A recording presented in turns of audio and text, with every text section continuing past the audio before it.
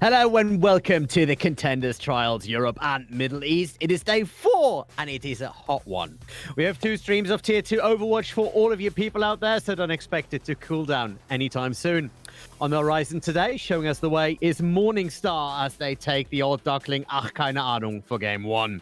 And riding the north wind across the Game 2 are sheer cold as they possibly descend on VASTA.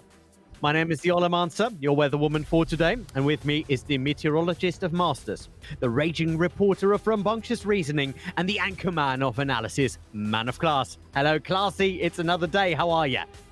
It's another day of trials, day 4 to be exact, and of course we're getting to that pointy end, meaning that the brackets are starting to even out a little bit, and both of these teams really want to get that other win to improve their chances, improve their records, secure their spots, or keep out of elimination. Because remember, people, the bottom 2 teams of a group will go back to Open Division, the top 2 to Contenders, and there will be 2 teams in each group that stay in what we call Trials Limbo. I think that's a good, nice way to coin that term. So yeah, both of these teams obviously have had some ups and downs. Keine Ahnung especially came through a very impressive run of Open Division and then haven't quite delivered so far in Trials. Yes, they've shown that they can still play. They haven't been completely down and out of it, but their results have been a bit mixed. Oh yeah, they have been, and I mean, we saw Tuesday. You and I cast that game. It was a scorcher of a game. It was very close. But at the end of the day, they just couldn't pull it through, even after, you know, picking themselves up, showing an impressive will to go on. But it wasn't enough, and that must hurt. So we'll see how their mental is this time around as they face the, you know, ever strong Morningstars. Yeah, Morningstars have been looking better and better. They've been on the grind if I've ever seen a team go. And they have have very good performances in trials so far, getting ever closer to that elusive contender spot that they've been chasing. And going out here on Oasis City Center, I am very much looking forward to how these teams are going to match up against each other. Well, and we won't wait very long until they are going in, as we are jumping into the first map part of Oasis. Already EXO moving the team over to the right. We see keine Ahnung in white in the green part here, of course, are the Morningstars. Kukabao already finding Kiem's immortality field, and now things are going very fast. Weow finding Lyolor in the side lane. Kukabao finding a Edis immediately with a bit of dynamite, and that means 2 players down for the Morningstars before the first contest can even happen. Sorry, 2 players down for keine Ahnung. And it's just that thing that we've been seeing constantly coming out here for the side of Morningstars. They're playing together as a unit. They play that meta competition very well. And when you have Trust Me on the other side on the Torbjorn, that same value that a Genji can get with the dash throughs, with the right-click burst, the consistent damage, is just not as much present. It's more about the ultimate, about the zone control you can have when a team runs into you, and not when you're that close. Yeah, the only thing you can do with the Torbjorn is if you can get him close enough to the enemy tank line, that might work. But we'll see whether or not that is the intent here for keine Ahnung. There's the first Bob already coming out there, and that was quite quickly. Edis firing that in, and keine Ahnung now with the counter charge. Edis with a double, Edis with a triple, and this is looking a lot better. 37% on the clock, but an impressive setup. And the only thing they really had to use, I think, was the Bob. Yeah, the even amplification matrices came out from both teams, Kiem and Akaya, charging those up at an impressive rate. But it was that Bob charge that Edis had over Kukuba that made the difference. You throw in the Bob, you throw in the dynamites, and you just do so much more damage, and Morningstars crumbles in your feet. And now that zone control comes into play even without the ultimate, giving the Genji no real opportunity to fully flank, who needs to be, you know, at least partially with the team. We do see Weak trying to make some room there, but there it is. The Graviton Flux hitting the entirety of Morningstar. Then keine Ahnung in a good position. Now Shikari, though, has that blade out and is trying to move on for some targets. Is not fully able to get more than an immortality field inside the blade's time window. And now it is just a brawl. There's the counter. Now we do see Weeks Gravity Search at least taking some damage, but Edis double kill on the other side. Molten Core has been popped by Trust Me on the other side, and it does look like they can repel this attack as ferocious as it's looked in the first bit. A lot of that is on the back of good peel for against that Genji blade. Shikari, we've known them in this past Trials week to just pop off on the blades, on the echo, and everything.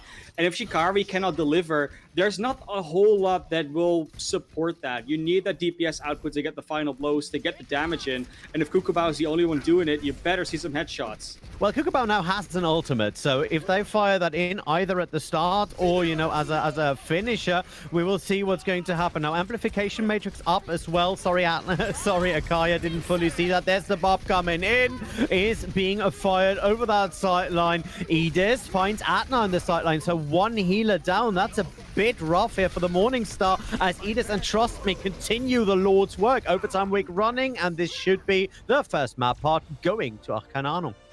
That's a very impressive comeback in that fight from the side of keine ahnung. Lylor was the only support left for a while because Keem had gone down to a nice shot there from Kukubao. Oh, yeah. But unfortunately, Shikari went to the high ground, think, oh, I can get Edis on that Ashe, got completely shut down, and then Edis is free to not be threatened by any flanking DPS, goes down with the rest of their team, and just does a whole ton of damage. Edis so far really outpacing Kukubao on that Ashe, got 2 bobs where Kukubao only got 1, and I think they didn't even use it in that last fight. So we'll really need to see especially Kukubao step up, but Shikari to a degree as well. They got 1 blade and didn't really get a lot of value out of that one.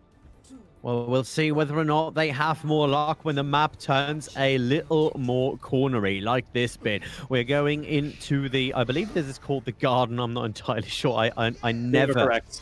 I never know on Oasis. It's crazy. Anyway, taking up the high ground here is the Morningstars. They are trying to get in there, get halted by EXO. The Christian immediately following. So keine ahnung, fully expecting to not be able to hold that high ground, and they're just flanking around while the point gets unlocked. Yeah, it's going to be a bit of a rotation coming out. keine ahnung not being able to take position on points, and with a Torbjorn, it might not be the best idea, but since Morningstars is coming out on this brawl composition, you don't want to get too close. There's going to be Morningstars that wants to, but Shikari going down first. And look at that, trust me, on the flank. Edis already lost to Kukubao on the other side. No more turret, so that means a lot of DPS missing for keine ahnung. Though Fake Lion goes down as Lylor is just able to use that chain to full extent. And we do see keine ahnung slowly but surely taking over this fight and taking this point with 30% on the clock for the Morningstars. Yeah, and a lot of that fight, just again, it goes back on who do you pick off first, who are the players that fall, and Shikari and Kukubao, yes, they're able to trade some kills, but trading is really all they do. They aren't really finishing fights for their team. They're usually the first ones to fall. And on the other side, Edis and Trust Me are just pulling out the damage way more. You see how much more ult charge they have going up as well. Yeah, that's right, and that must usually mean that they are very open to actually getting their DPS in, which I wouldn't really blame on the Morningstars tank, but on their interesting flank routes right away. There's the Molten Core coming out, and immediately, Trust Me, has to pull back into that Immortality field as Shikari finds Kiem. So it's a very, very risky situation that we here see from keine ahnung. The Bob doing good work here, and it does look somewhat equal, actually. keine ahnung with some more value overall on the point, and the point does not flip as a result of that. Edis, it's almost more eats this. They keep throwing in the dynamites. They keep being free on that high ground, and there's nothing that can really easily get up onto that high ground on the side of the Morningstars. Maybe Akaya can jump up there. Maybe Adnar can do a nice wall ride. But Edis should be completely uncontested together with Kiem. And having that secure high ground is going to be the difference maker so far. That's right. You don't want to have Kukubao try and contest the high ground while both of the tanks are running through your front line, obviously. So that is not really an option. We see EXO with a supercharger is making sure that the high ground gets plenty of shots pelted into it right now. 84% on the clock, and the Morningstars now jumping down. There's the Blizzard coming in, and that means EXO maybe in a spot of trouble. Kukubao finding him on the sideline, making sure that this is clear, and this should be a point flip for all intents and purposes, and I think it is. Finally, Morningstars take that slow approach, use the speed boost in the end. They're just waiting for that last cleanup. Edis not wanting to give over that point just yet, but it will be a Morningstar's flipping it. And they finally did it. You know, they finally did a rotation with the speed boost, ran into them, used the Blizzard as a slowing tool, and then we're able to explode up onto keine ahnung, because that's what really Morningstar's comp is all about. They have a Reinhardt and a Lucio and a May Reaper. They can't fight at range. That is a battle that they will always win on the side of keine ahnung. That's right. We do see Edis has an ultimate. Lyolor as well immediately pops it out. There's the rally coming in. Charge very close as well. So plenty of tools in that toolbox here for keine ahnung and the Morningstar, who are hiding in that gallery, now have to respond to that. There we go. Graphitic Flux coming down there. Lot of damage. But there it is. The Dance of Death. There we go with a nice Death Blossom coming out of Kukabao, and Weak with a great counter Flux. Right now, the Morningstar holding on, and a lot of ultimates actually being used on both sides, but the better ult bank, I would say right now with that chatter on the side of the Morningstars. And as well, you saw Trust Me use the Molten Core because the Reinhardt was running at them, but meanwhile Josh uses their Graphitic Flux in order to stop the rest of them follow up on Fake Lion, and they don't get the kill on the Reinhardt, they don't get the kill on the follow up on the Graphitic Flux. So two ultimates get nothing, and now you have nothing left. That's right, the contest is coming in 97 versus 99%. This is where the meat meets the matter. Kukabao and Shikari already find their target. Keine Ahnung, a little bit disorganized on this part of the map. We do see Lyolor finding Atna, but it is once again Kukabao coming in from the backline with a nice help of a good shatter by Fake Lion. He takes out the double there with Lyolor and Exo on the side, goes for number 3, and trust me, Overtime Wick should be going down anytime soon, but Edis now on that Tracer is known to be very, very annoying, and there's some help in the form of Charge, who is spinning to win, takes Kukabao down. They're not giving this up just yet. Objective secured though. They see 9th of it. They had that Tracer, they had that ball in there, and still couldn't hold on to that. Round 2 complete. It is, you know, not a big deal, but unfortunate. Well, to be fair, that was always going to be a hard one to come back into. You have some stall characters, but they only got that kill in the Kukubao. If you really want to see a difference, Edis not going down there, Josh not being on like 4 HP, they needed to get some more kills and really snowball it back, because that was not happening at that stage. We will now go over to University, another very different point, and now we will see keine ahnung make some adaptations. They will go with the May and the McCree, acknowledging that this is a more close range map, and they will even play the Reinhardt themselves as well. Big difference, of course, is the potential that Adnar will stay on the Lucio, which gives them much more rotation and speed advantage, and that's the main difference you'll see from these teams. Morningstar's wanting to fight up closer. Yeah, I mean, you pick a Reinhardt into an Orisa. You want to get them as close as possible, though. Both of the teams actually have that set up. Immortality Field already used by Kiel, maybe a bit prematurely, but they do get the first pick with Kukubao, but Atna and Fake Lion immediately reciprocate right there. Shikari making sure that they can win that main fight versus Trust Me. Very nicely done. Needs to ice block out, and that is Trust Me on the sideline as the rest of the Morningstar come in and take it. That means the first cap on the side for the Morningstar, and they are in a comfy position to holding this point. Immediately, Lyolor switching over to Lucio. That was a big difference maker. Morningstars just charged on through the middle of keine ahnung, split the team up, and cleaned that fight just, well, very nicely. So, Lyolor now on this Lucio, that should give rotation, equalization. And then it's going to be Edis on the Genji versus Kukubao on the Reaper. Very good dash through on the back of that hold, but now we do see a bit of a brawl breaking out. Charge already going low. Exo and Lyolor are both already down because Kukubao is just able to stand in that side of the tanks and just make sure that nothing happens on the side. Beautifully played here for the Morningstars, I have to say. And keine ahnung look a bit, well, inspirationless, I would say. I think a lot of that is just down to the fact you lose that first fight. Overwatch usually has that 3-fight structure where fight 1 is equal, then fight 2, one team has ult advantage, and then the next fight, the other team comes back in. Because keine ahnung didn't use anything in that last one. We'll see. Trust Me coming in with a bit of a flank setup. It's going for Fake Lion. Rather than freezing it out, is just thinking of right-clicking them down. But there's the Blizzard. Blizzard coming out. There is Edis with the blade as well. Charge finds Fake Lion on the sideline. Edis is trying to blade something, but doesn't really find any targets. Basically, just not using it to its full potential. There's the Death Blossom coming out. Charge going down 77% on the clock, and it is not looking good for keine Ahnung. Will they lose another control map? It does look like it very much right now, but there might still be one fight to go. It really reminded me of that one fight they had with the Molten Core on Garden, where also they so kind of initiated with some ultimates, or tried to initiate with the Reinhardt, and then their team could split up and rush upon. And there's a Shatter. Ooh, that Shatter is big fake Lion, making sure that the real Lions know that he exists. Beautifully played. The only one who is able to counter something is Edith, is not able to get close enough to that point. The overtime wig going down, and there we go. Control map is over, and the clear winner, Samsung Morningstars. We know they can clutch this map out. Samsung Morningstars have been looking great on this one so far. I am 100% looking forward to the continuation of this series. Of course, we were expecting Morningstars to look well here, and keine Ahnung might have come in as a bit of the underdog. If you look at the community predictions, it was a 63% advantage, 67 maybe. I don't even know. I think it was something like that. So 60-30 split, roughly. And so far, that's showing. Keine Ahnung definitely has something to say. They're definitely not completely out of it, but they will have to move a bit faster. I think a lot of what you said at some point where they looked a bit indecisive, like they had no inspiration, no idea what was going on. And I think that's a fair assessment. I think when you look at the way that these teams have been playing, Morningstars using that Lucio as a speed boost, that's all about making the decision. You got to, as a team, make that call. Like, now we go in. This is how we attack. This is what we do. And keine Ahnung chose to be more reactive. And every time they went for a play, Morningstars executed a similar play, like a counter play, at the same time, but faster.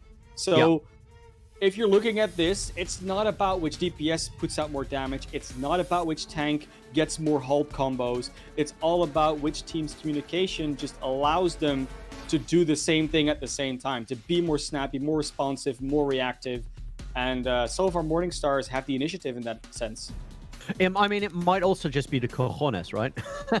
You need a little bit of power to go in there and just say, okay, we commit. And once you have that commit, you do see Morningstars, once they commit the resources, they fully stick to the game plan. Even if things maybe go wrong, and that might be coming down to communication. Keine Ahnung, a bit more hesitant, I feel. Yeah, exactly. And now that we go into Volskaya, which is 100% a map type 2CP, where that decision making is also important. You cannot waste time. Or you can waste time a little bit, but it's not really wasting time. It's more finding the right angle, the right moment to initiate. And if you are on an assault map, if you are on a map like Volskaya, it's all about, this is when we go, and we go. Like, we don't sort of go, or we semi-commit. You have to full commit. And I do think that you can rubber band it a little bit, especially with the Genji, build up some resources, but there is that moment when you turn on that switch. And so far, Samsung Morningstars have been better at that than keine Ahnung. And we could say their name is fitting. No, they actually have keine Ahnung at the moment.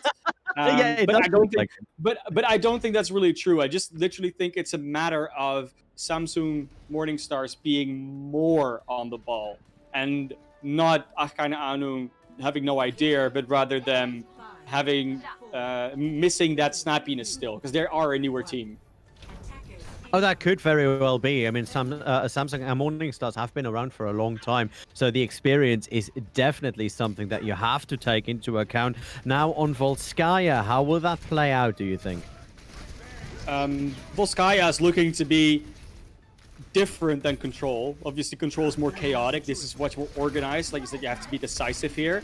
And so far, Morningstars, very decisive. They've just decided to walk on through into the side lane. And it's keine Ahnung that just keeps on kiting away. Now, Shikari already finds that turret, so that means they have some room to move. They easily eat it, though, with a nice little bit of dynamite. It reciprocates on the other side. 3 minutes on the clock, and right now, it does look as if it is the Morningstar who are struggling with breaking this wall, at least for the first couple of seconds of this map. Yeah, it's all about those combos, and there we go. They pushed them apart. Nice decision-making with that Immortality Amplification Matrix. It just came out sooner. Josh gets that counter kill to Shikari, who just came back, but Kukuba falls as well. This fight could just be turning around. This fight should be turning around by all reckoning. I wouldn't be the bookie who bets against it, though. Akaya is able to take down Charge. There's an amplification matrix on the point. Looking at the short way around, now the long way around, Morningstar's turning it over, and they are still pushing, well, pushing it in for a little bit there. Actually, the point being taken over. Shikari looking for Lyalor there, who was all the way in the back, moving up for number 2 as Trust Me falls, going for number 3 up on the high ground. Kiam makes sure that they survive it a little bit with that immortality field, but Exo and Edis coming back in. Charge coming in with a nice graphitic flux, and the fight for point A is not over yet, though Fake Lion is able to get rid of the Bob, and now a lot of damage is missing for the side of keine Ahnung. Now, great try on weak side. Charge going down. Beautiful. Beautifully played. And there you make the mistake if you're keine Ahnung. If you go looking back at this VOD, you know we just used 3 ultimates to try and defend this. We got barely any value, and Morningstars only had to use the 1, and they didn't even have to use it on weak side. So they're gonna be snowballed the heck out of here. We'll see what's happening with 4 minutes. A lot of time to do their attack, of course. But on the other side, we have seen keine Ahnung pull it back on the defensive side a couple of times, even though Samsung Morningstar's coming in relentlessly. There it is, the supercharger from Fake Lion already being set up. It is going down early, but Shikari finds Kiam in the back line. The Molten Core out, and that means a little less room to move. And Shikari now with the blade, looking for a couple of targets, just misses a couple of slashes, but finds Trust Me in the back at the end of the day. Now moving in, weakened Shikari on towards Exo. Exo absolutely without a chance. 4 versus 1 onto the point, and Shikari looking for some stragglers. Kukubao in the meantime up on that high ground has no issues. Edis firing the ultimate in, finds Kukubao, and now should be able to at least stall some time with the help of Charge, who is back on that ball. Immortality field still keeping a lot of damage out there, at least until Charge puts them out of there. Looking good, you don't say? Yeah, 100%. It's just coming out again. I kind of Anu just overcommitted. They are losing some members here on the side of Morningstars, but it's not enough because their respawns are getting longer and longer. The point ticks over in 3:21. It's exactly.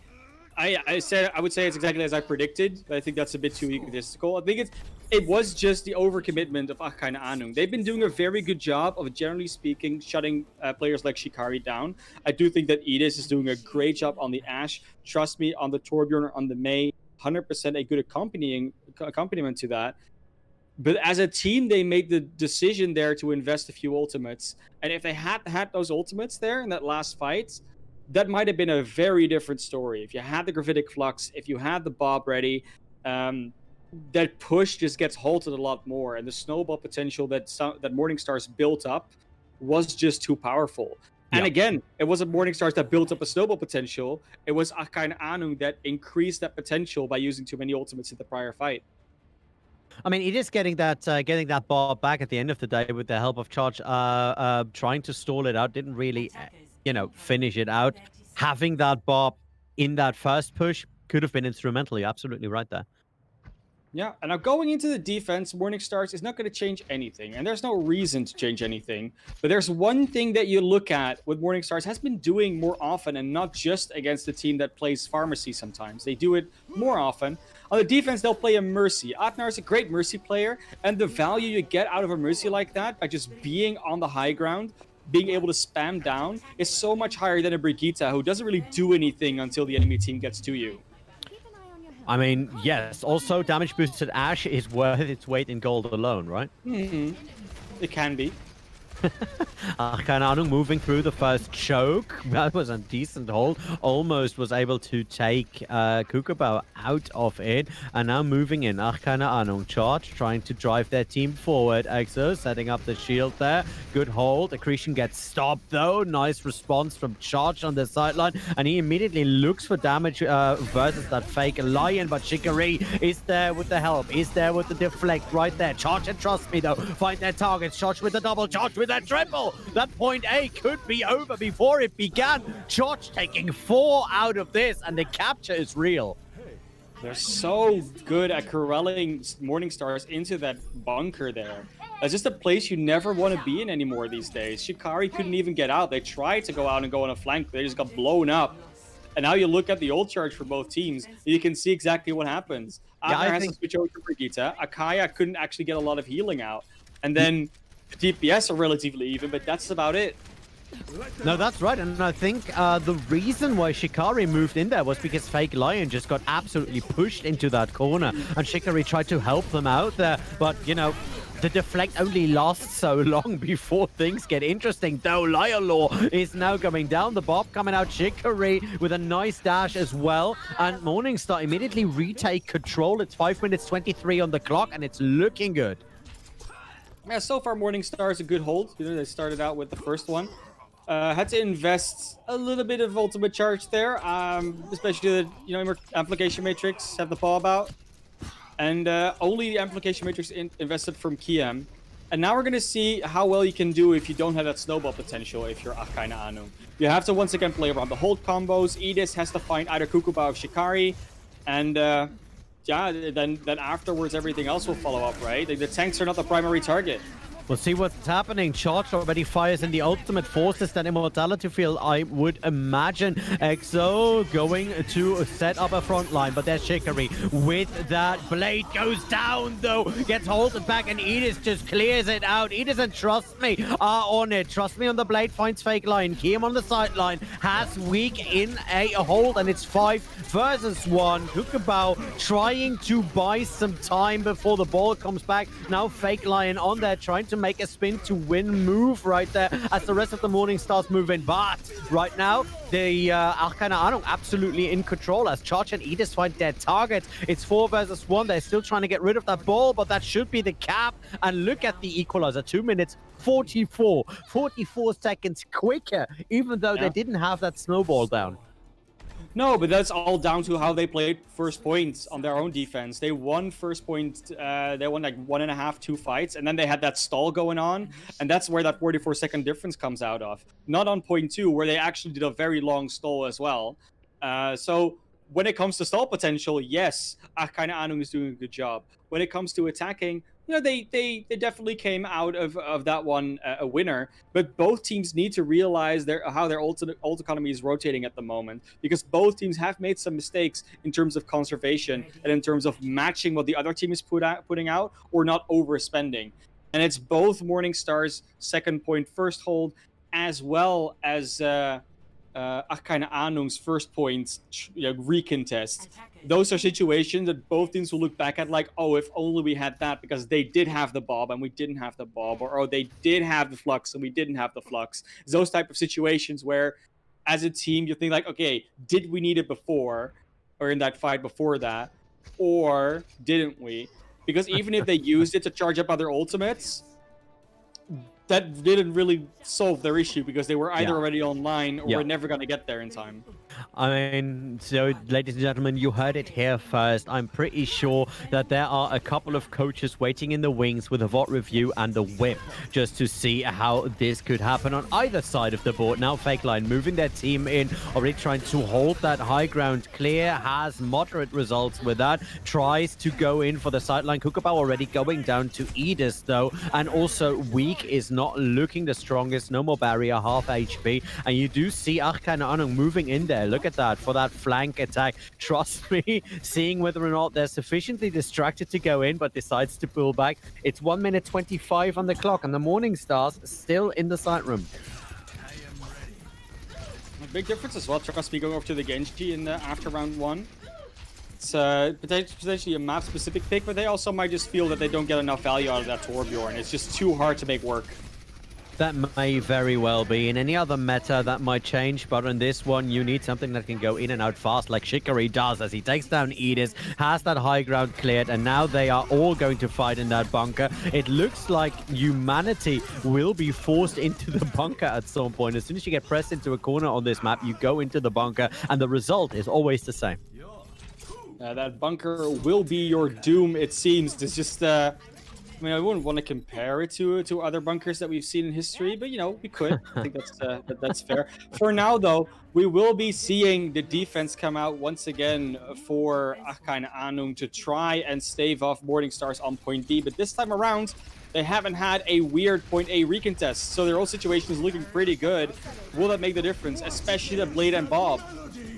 Now there we go. Charge fires in the ultimate, forces the immortality field, and forces a lot of damage onto weak and fake Lion. Beautifully set up. They are pushing back the Morningstar, buying themselves some time. We do see Shikari already on those sidelines, trying to make sure that they may get a flank in, hold off of that, and now the Supercharger is alive, but so is the Amplification Matrix. A lot of very strong shurikens flying in. The Blade is ready, and we are waiting for someone to make a move. Edis' Bob already going down as weak is able to deal with it. Now the Blade comes in. Trust me, firing it in, but there is the amplification, the Graviton Flux and the Supercharger coming out of the Morning Stars, and they immediately make full use of it. That's a team kill. 5 people down, 5 people on point, and this should just go the way it is expected. EXO can't reach the point, actually can, but it's very, very low. Trust me, jumping over the wall is still there, trying to extend it. That goes down. Lyolor on that Lucio, just dancing and prancing about. Charge cannot really find a target, and now they're just fighting for each second that they can take. The overtime week running out, and that is round 3, and we are switching sides.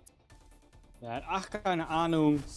There is a difference between initiating and running in head first.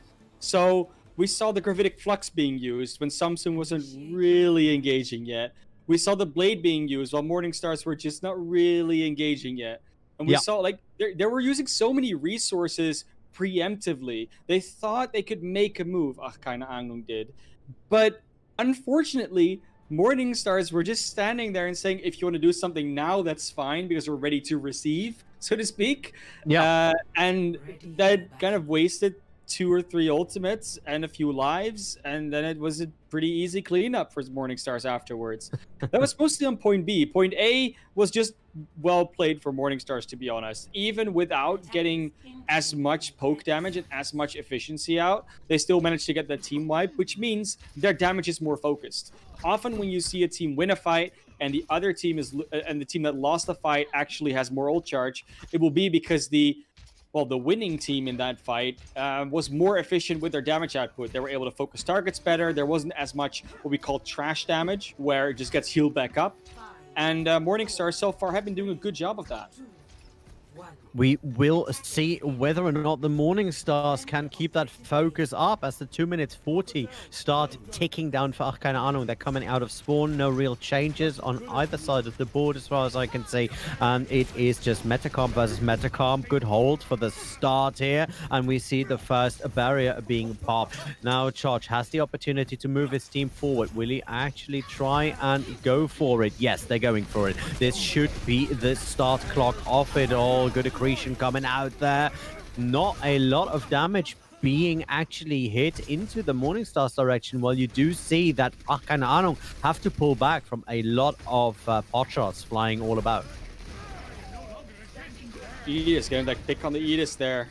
Oh, he's dying. He's not great. I think they're gonna get run over. Ooh, same goes for Yolo and Shikari. Looking for more targets. That could be the moment for a dash. Weak and fake Lion make that happen on the other side. And Samsung Morningstar holding point A handily. 1 minute 40 on the clock. And remember, it's 2-4, so they need to do the full thing. And keine Ahnung in order to extend this.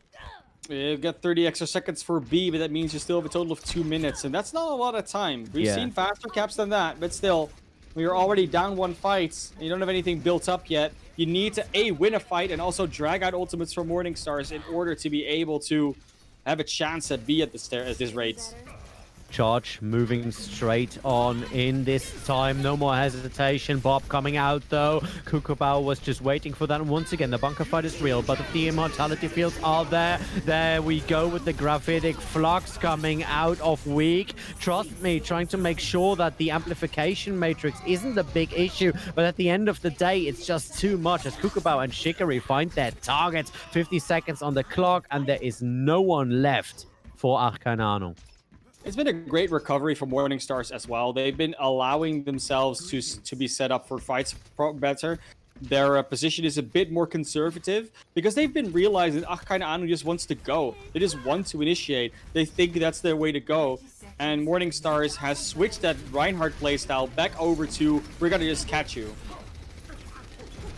We'll see what's going to happen. Supercharger coming out around the corner. There's the Gravitic Flux, maybe a little bit too close to that, but Edis was able to capitalize on that. Immediately gets weak down, so one tank coming down. Edis with a double, Edis with a triple kill. And now, keine Ahnung, they are hell-bent on it, and that means that they will have that 30 seconds, but it's only 30 seconds to take point B, and they did invest a lot of it. Yeah, and to be honest, Morning Stars once again investing a lot of ultimates in that prior fight, so there was nothing really online for that one. And keine Ahnung, I don't know if they actually had that information. Because if you have that information, you know you don't need to invest this many ultimates, but a lot of that comes down to the overtime feel. Like, we need to get this point now. Edis is in a great position with that Bob, though. Yep, the Bob immediately coming up for all the way. Shikari going down. That's very important. And you basically force the entirety of Morning Stars away from that point. And that's a good setup here for Trust Me. He should be able to get some value out of that. Weak going down. He follows it up. And that is that. Round 4 complete. They take it out. And that is beautiful. And we... is this a draw or are we clutching this even further? Third innings. Third innings. It's going to happen. You got to get a third attempt at Volskaya. 1 minute on the clock for both teams. And it's exciting. We haven't seen this happen a lot because of the latest changes. It was a while ago, so it might already feel natural to everybody. But when you get that time bank, both the teams get a time bank over 2 minutes, it gets decreased to that 2 minute mark, right? So usually when they attack again on a 2CP map, they won't both get full completion anymore because it's 2 minutes or, you know, a bit more for the other team. And that's just a lot less than you usually have with the 4 minutes and then another 3 minutes for B. That being said, I'm very excited about this because if you win this map now, if you're keine Ahnung, that gives you a confidence boost. That gives you more energy to go into the next map. Whereas if you're Morning Stars and you managed to take this, you're 2-0 up in the series, you've been looking pretty good in the series so far. I think you can feel good about yourself as a team. And then also, you know, you might have broken the spirits of keine Ahnung, who have had so far mixed results and might just not be feeling that hunger to maybe be able to get contenders still. So far, Morning Stars seem to be coming out hot on this one. And if they're able to get a good attack on first, this could just snowball into second again, and they could set a monumental task for the side of keine Ahnung.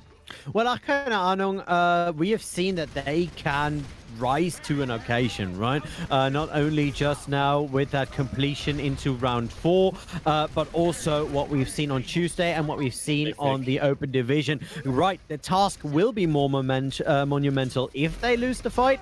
However, that being said, keine Ahnung is a team that definitely can handle the pressure. Now 30 seconds remaining.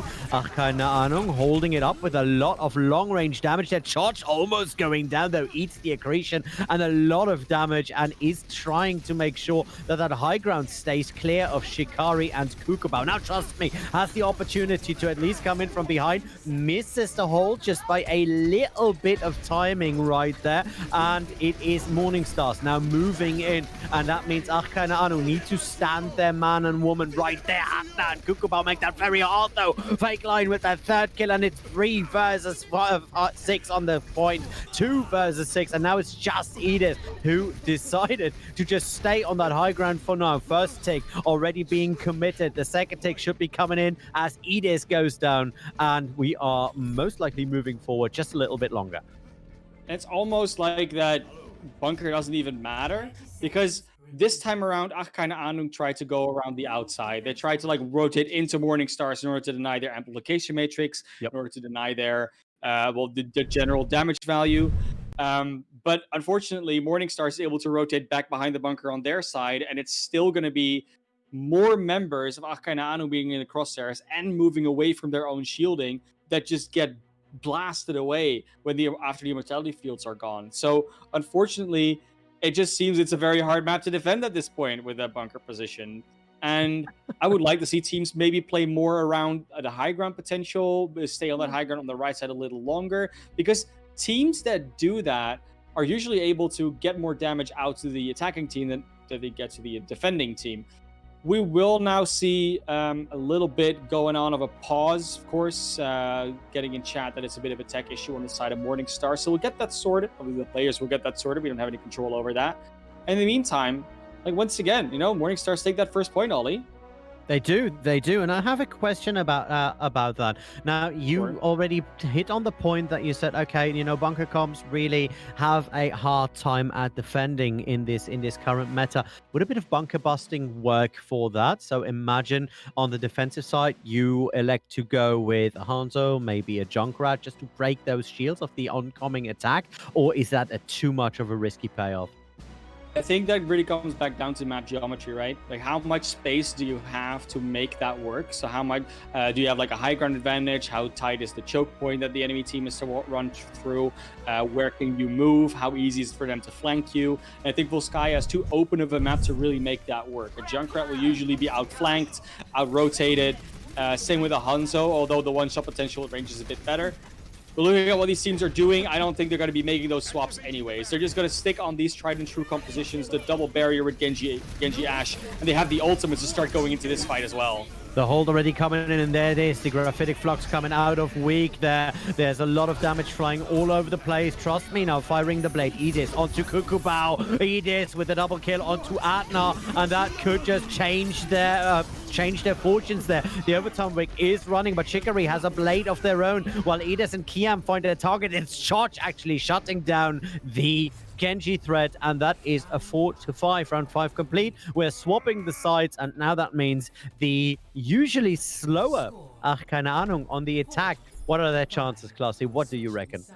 They've mostly been slower on point A, right? Like point B has been going very well for them, but point A has been their Achilles heel so far. If they can get that first good fight going out on point A, and if they manage to snowball into point B, there's a chance they can get that 33 or more % on point B. But it's going to be all down to their execution. Are they going to be able to not overuse ultimates? Are they going to be able to rotate correctly around the bunker and do the same thing that Morningstars does? Play more reactively. Don't force the issue if you don't have to. Because if you make Morningstars move into you, generally going to have a better time than when you rotate into Morningstars. That's how that works with those bunker comps. You want to poke at mid-range. You don't want to walk into each other. Maybe the Genji does because they can get the right clicks in, but that's about it, right? Generally speaking, you want to stay at that range. You want to find an off angle at best to get the damage in. But other than that, don't engage. And we talk about that often with ultimates as well, right? Like those second sound barrier finds more value, or second this or second that finds more value. And this meta really, really emphasizes that part of how Overwatch is played. What we do see, though, Ollie, is a Symmetra. And there's multiple things you can do with this Symmetra here, including just going out of spawn. That's exactly what they're doing here. I was hoping maybe they're going to be, you know, doing the thing where you go around the side on the cliff or teleport to a different high ground.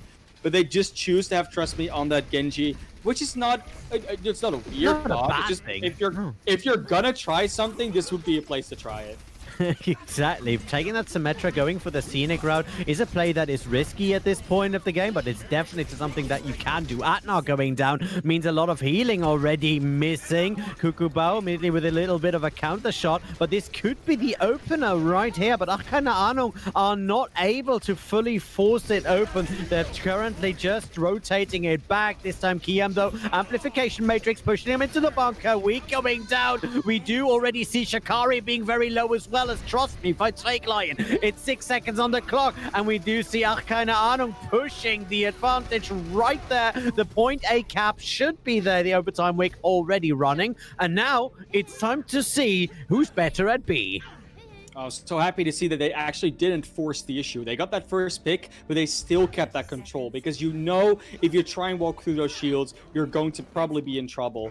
And that's good control for keine Ahnung. Now they'll have a good chance at capping B. They have some ultimates in the bank coming up. So does Morningstars. It's really even, but the DPS ultimates are looking to be the biggest difference maker here.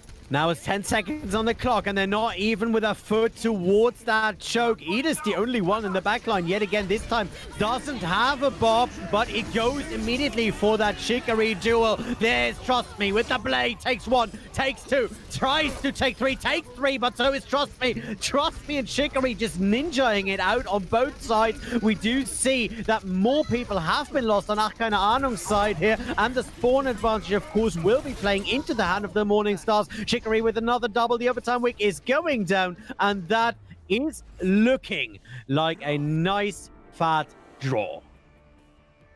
So nicely played from Morning Stars. That bob of Cuckoo Bao was just the difference maker. Like, honestly, if you have that ready and Edis doesn't, that just changes so much about your damage output. That changes so much about a team that wants to run to an objective and engage, and then there's a bob on the off angle that completely denies that to them.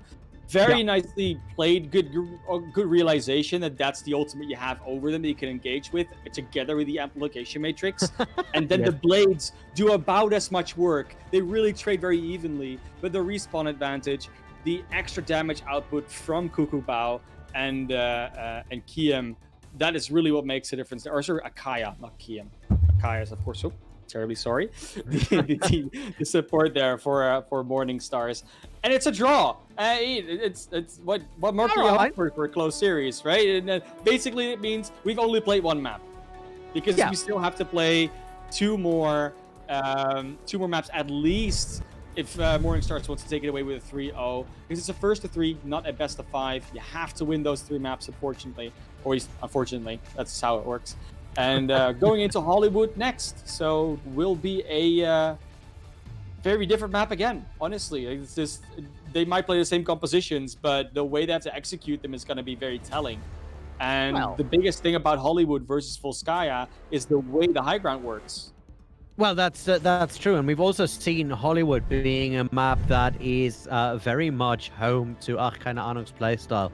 Going in with a payload, going in fast, going in hard, because I often have that feeling that keine, ahnung are playing this composition as though it was a full-on jump combo, almost like a dive comp right there. They're going in very hard, they're going in very aggressive. There is no letting up on that train, and that payload helps you basically with doing that, basically dividing the attention of the enemy team. Of course, the high ground will help, especially EXO, who is Edis, who is in a very good shape today, I must say. Not really being equalized by Cuckoo Bao so far, but that might change.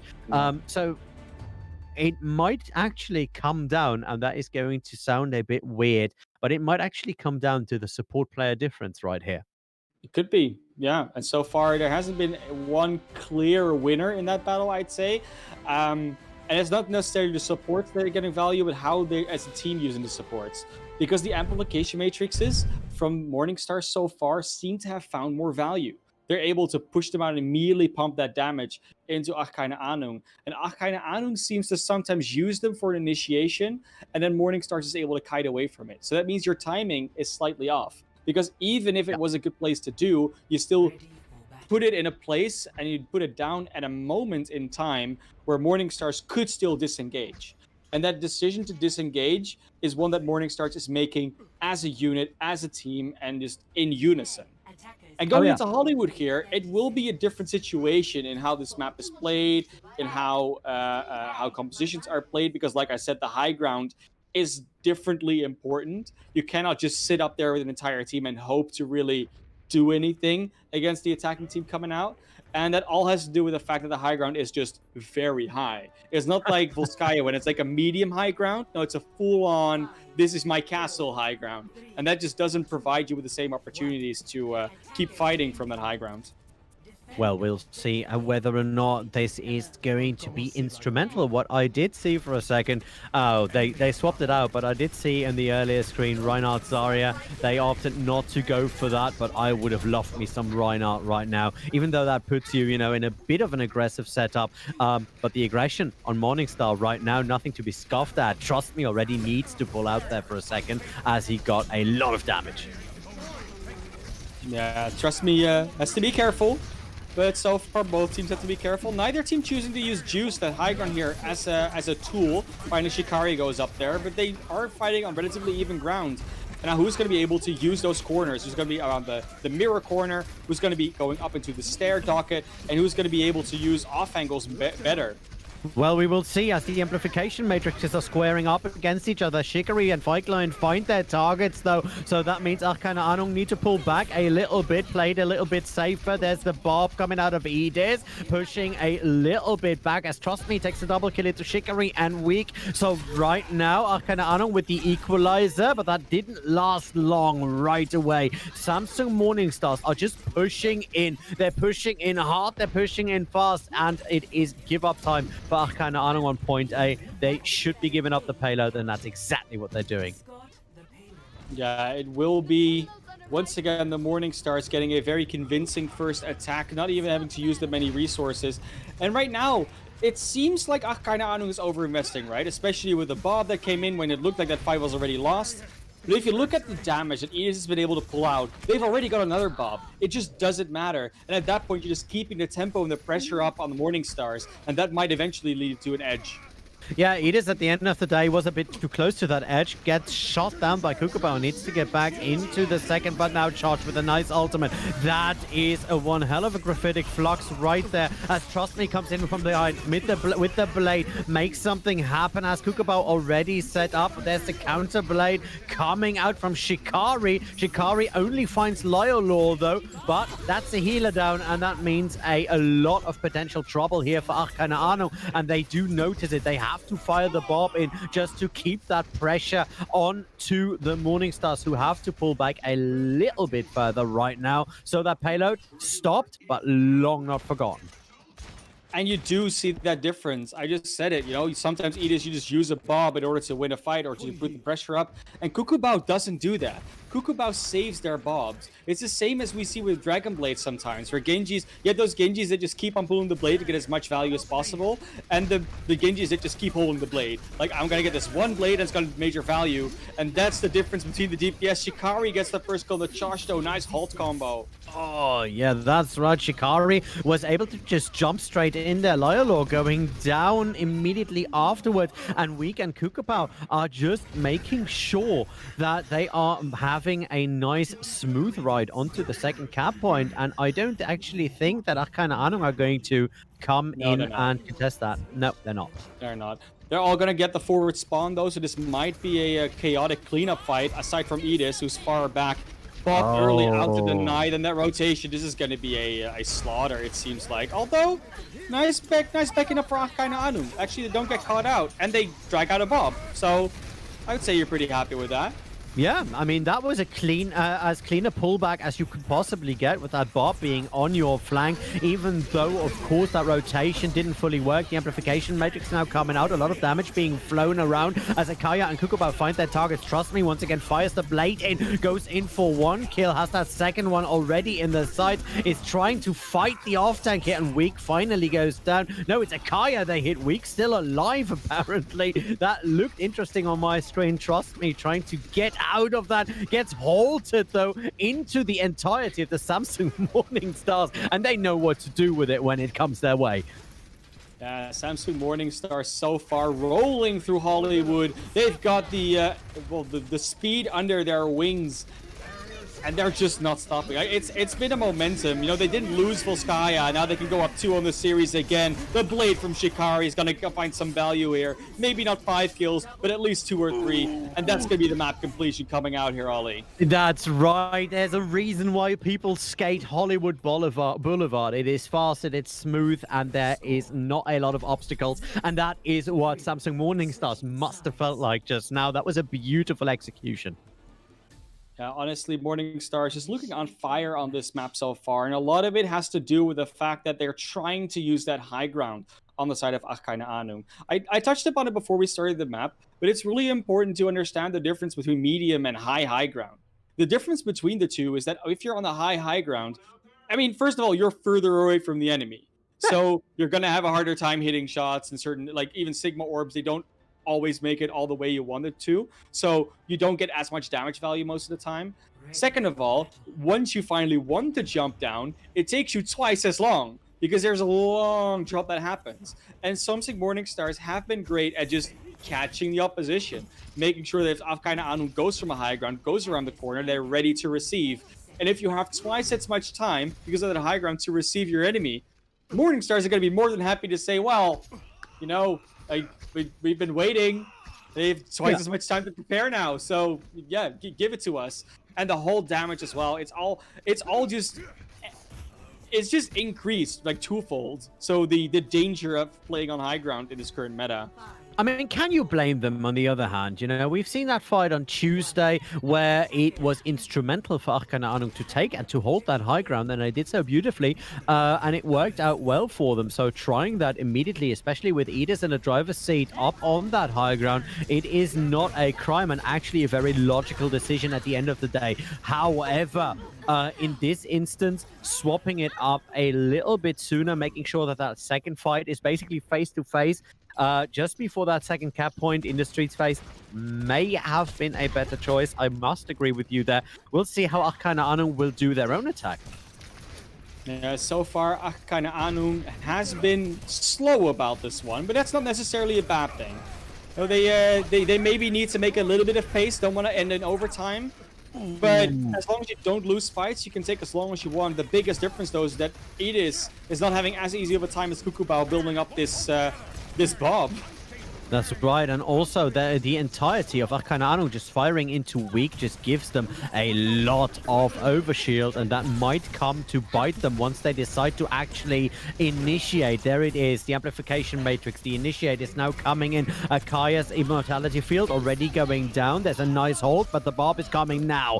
Bob needs to be dealt with right there, but there is no one to deal with him as Kukubao and Shikari now put up the pressure immediately as Weak and Fake Lion make sure that they have all the room in the world to try and do that, and that means back to the spawning point for keine, ahnung, regroup and retry. Yeah, and it really seems like keine, ahnung's rhythm has just been broken. Morningstars did it as well when they played against O1 Esports, where they just found the solution and completely broke down the other team. Just a complete sweep, 3-1 victory, and they haven't even lost the map here yet. So nice hold there once again. keine, ahnung under a lot of pressure now. They need to get some value out of these ultimates and not fall to Samsung again. Did they maybe use all the gasoline they had in their petrol tank to win or to at least draw on Volskaya? Is this just a very, very tired keine, ahnung that we're seeing right now? Edis, nice dynamite, and now this could stop it. Edis with the triple kill. Trust me, in the meantime, fires in that blade, goes into that tunnel with the risk for their own life, finds Shikari, but Fake Lion is able to kill him before going down themselves. This should be cap A, but the time difference should be huge at the end of the ride. That's quite a monumental difference. It's about 2 minutes, I think, almost. It's really, really a lot. That being said, though, if you can make some tempo through street space and to the last point, which Morningstars was barely stopped in, to be real, you can still get close-ish to the time. You can still complete this with time left on the clock. That's true. But that time difference does seem like it's going to be a big one already. And that's not the only difference. Look at the ultimate bank here. Samsung Morningstar absolutely fully set up, but they're already using 3 of that. Shikari firing it in, and so were Fake Lying and Atnar, just making sure that this engage is a slaughter. 3 minutes 18 on the clock. They did use 3 ultimates, but a full team wipe is worth it. But it's okay to use ultimates sometimes, especially if you have that information. You know they just use certain ultimates, so use them as well. Use it to ult track better. Use it to be in an even, if not still advantageous position.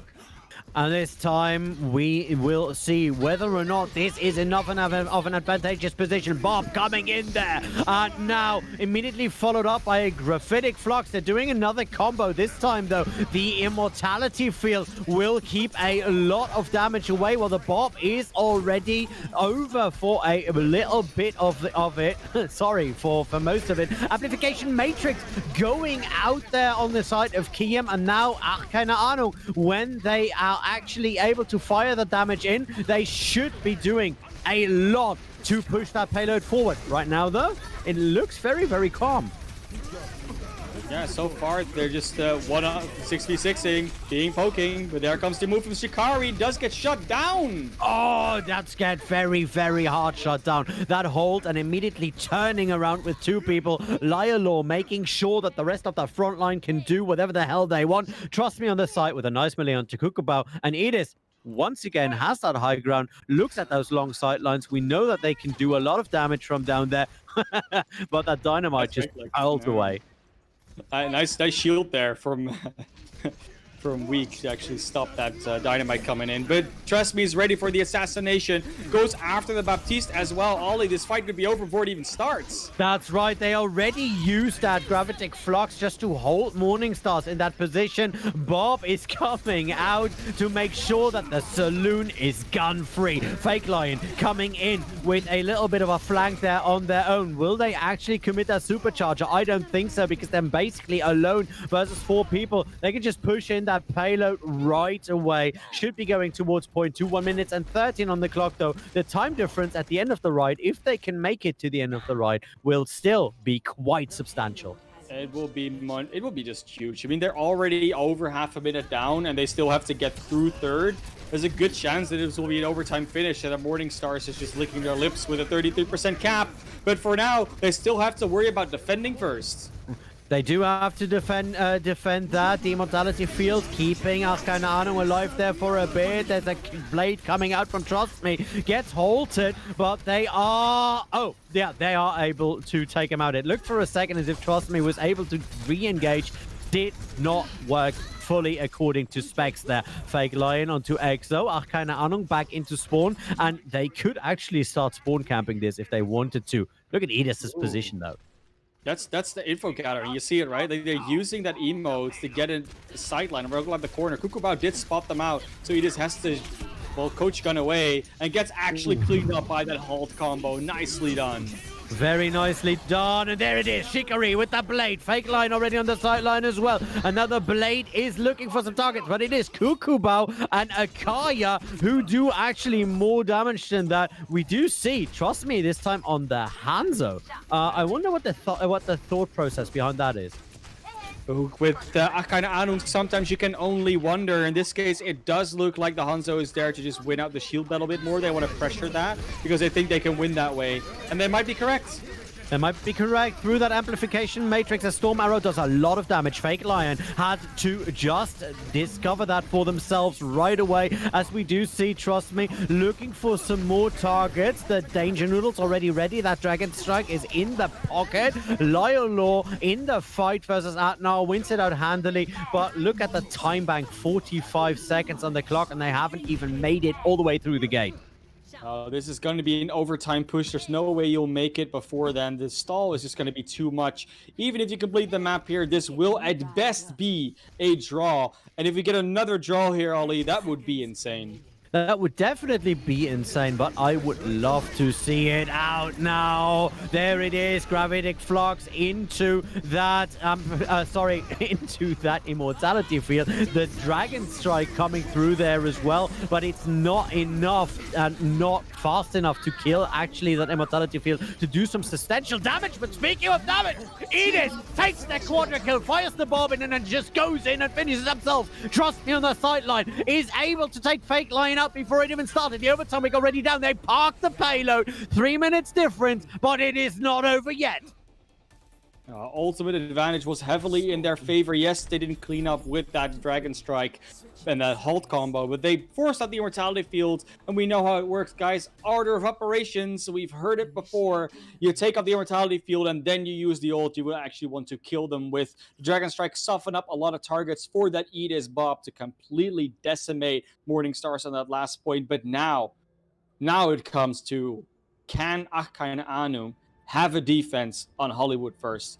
3 minutes 19. That seems like a lot of time, but it will basically guarantee 1 full ult bank, maybe 2 for Morningstars.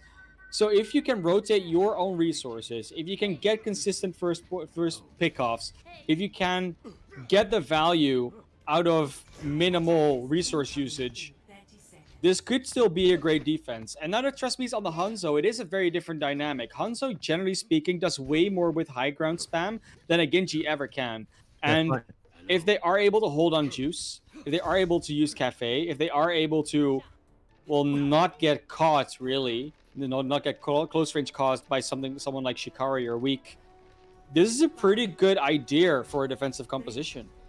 Well, yeah, the Hanzo has a lot of room here to maneuver, has a lot of little walls to jump over. So that might be interesting, especially coming up against this double shield comp. Like I said, correct the shields early, and you may be in a better situation. And it looks to be the game plan right there. The hold was good on both sides. The accretions following on both sides. We do see EXO taking a little bit more damage than their counterparts, though it is Atna on the side of the Morning Stars that may be in a bit of an issue there. Trust me, has a nice shot and is almost able to kill Shikari. But that was a nice immortality field to take it out. Shikari on the side takes Law, and that means one less healer on the side of keine, ahnung. This could be potentially hard, but Josh finds Shikari. They are now firing a lot of pot shots into that enemy shield. Kookabout with the double kill, and it does look as if Samsung Morning Stars are not going to let anyone suffer this for any longer. They want that second win, and it looks like they're going to get it. Yeah, that was always going to be a hard one to hold, but to lose that fight, you saw them use the immortality fields when you are keine, ahnung. You have that information. You know all you have to do is get a hold of Morning Stars there, and every damage will stick. A kill will be able to be finished. Unfortunately, they couldn't quite get that value. They couldn't quite capitalize on that missing immortality field, and were just outpowered in the end. They were pushed apart, and EXO going down, especially, that was really what just broke everything open, because that extra barrier missing, the Orisa, the Fortify, the Sustain, everything about that is just wrong. And it looked like they were pushed into the rotation split. So part of the team went to the dumpster, part of the team went into Juice, or the Cafe, actually. Yeah. And that's not what you want to have happen. You want to use it as a team. Otherwise, Samsung can just say, we're going to focus that part first, then we're going to go to that part and clean you up. Yeah, and unless you can rotate fast enough with that half stack coming from behind. And you usually can't, because you don't have a Lucio, they don't have a Lucio. So yes, you have equal movement speed, but there's no place to really rotate. You can maybe use the boxes, but they're always going to be able to like go in between you. So one part of the team goes there, one part of the team goes there. If you try to get back together, all Morning Stars have to do is go in between you and catch one of the teams out, one of the parts of your team. And that's exactly what happened. Exactly. So unfortunately, no cake here for the side of keine, ahnung, and they only have one more map to try and claw it back. Yeah, Route 66, a map that is very clawbackable. Yes, I just coined that word. But the question is, will they? Are they too tired? Are they too burned out on seeing the Morning Stars making basically minced meat out of their defenses? Because I think it is especially the defensive side where Morning Stars are much stronger than their counterpart here, and must be absolutely commended for that. You do see some great tank play on the side of keine, ahnung, but I do feel like it is a little bit lopsided in favor of the Samsung Morning Stars on the defensive side. Yeah, currently they are just looking like the better team in general, right? Morning Stars are able to now finally... It's the same thing we've been looking at so far, right? Where Morning Stars are a team that are very good at being able to somehow split up the other team. Whether it's keine, ahnung, whether it's any other team, really. And we will see what it's going to do in the next one. But it does look like the teams need a little bit of a break after, of course, already having played, 3 maps now. They're going to just take some time before going into Route 66. So we'll go to a short pause, and we'll see you right back after that one. We will.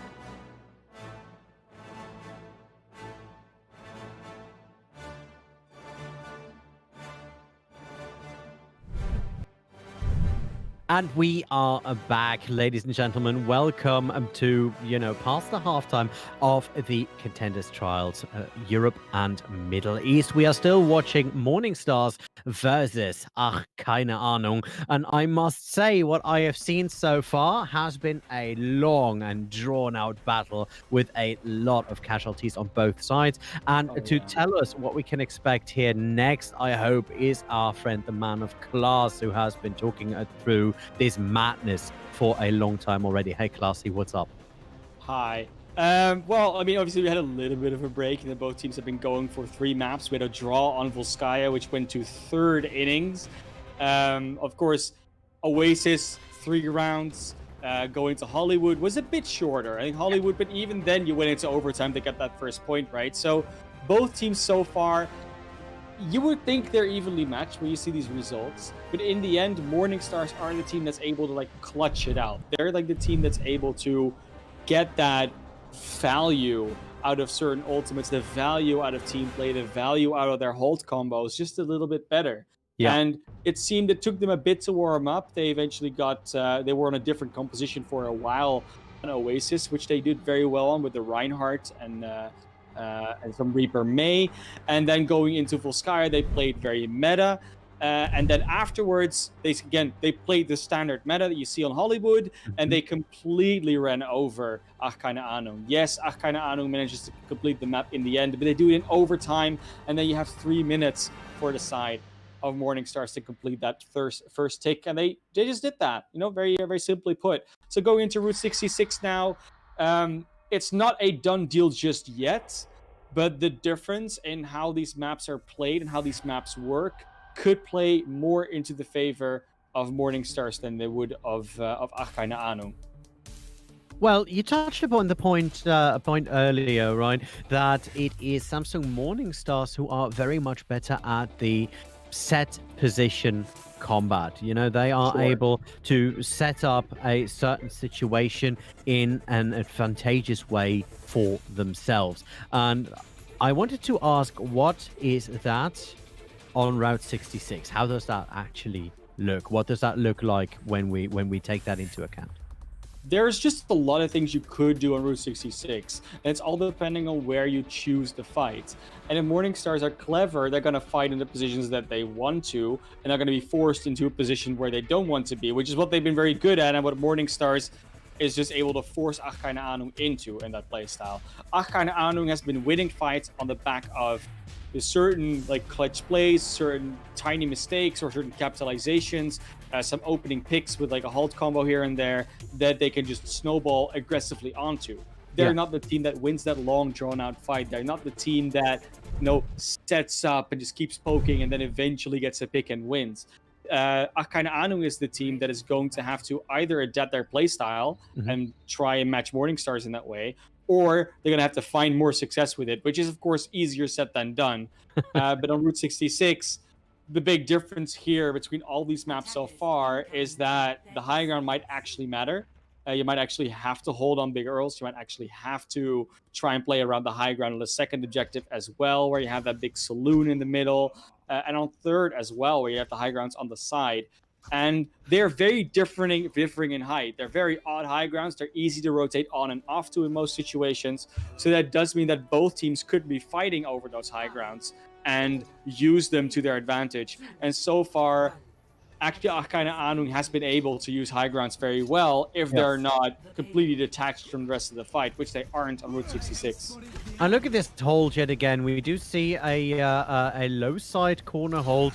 I know yesterday you had some issues with seeing that, and Edis going down actually out now immediately with a chain attack. That means Morning Star should be able to get around that corner fairly easy. The Torbjorn is back on the menu, boys, and it means that the turret is already there and already is down. That means Shikari can just move straight in and make something happen. We do see Morning Stars not letting up, doing a lot of damage on the side of to the side of keine ahnung. Trust me, in trouble as they get stunned and immediately picked up. Atnark taking another kill right there, and it is Weak who is just pushing the team forward while Fake Lion just stays close to that payload, makes sure that there is some support for the supports. We all know that that is how it works, as Weak and Shikari just clean it up. And that is a very simple run towards point one. 2 minutes 50 on the clock. And now Morningstar seem to have found a stride.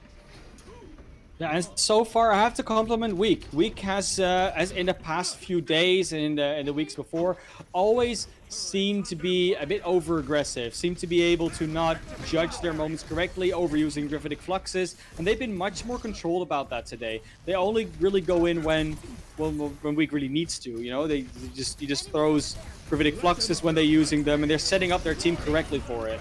Yeah, we do know that Charge is a great Sigma, but Weak is actually showing him the ropes here today. Molten Core coming out from Trust Me is all around that payload, but does not really matter because there's not a lot of frontline pressure. The entirety of keine, ahnung being there on that flank, and while they do get a lot of value from that movement themselves, I don't know if it was that, that Molten Core that was instrumental to that.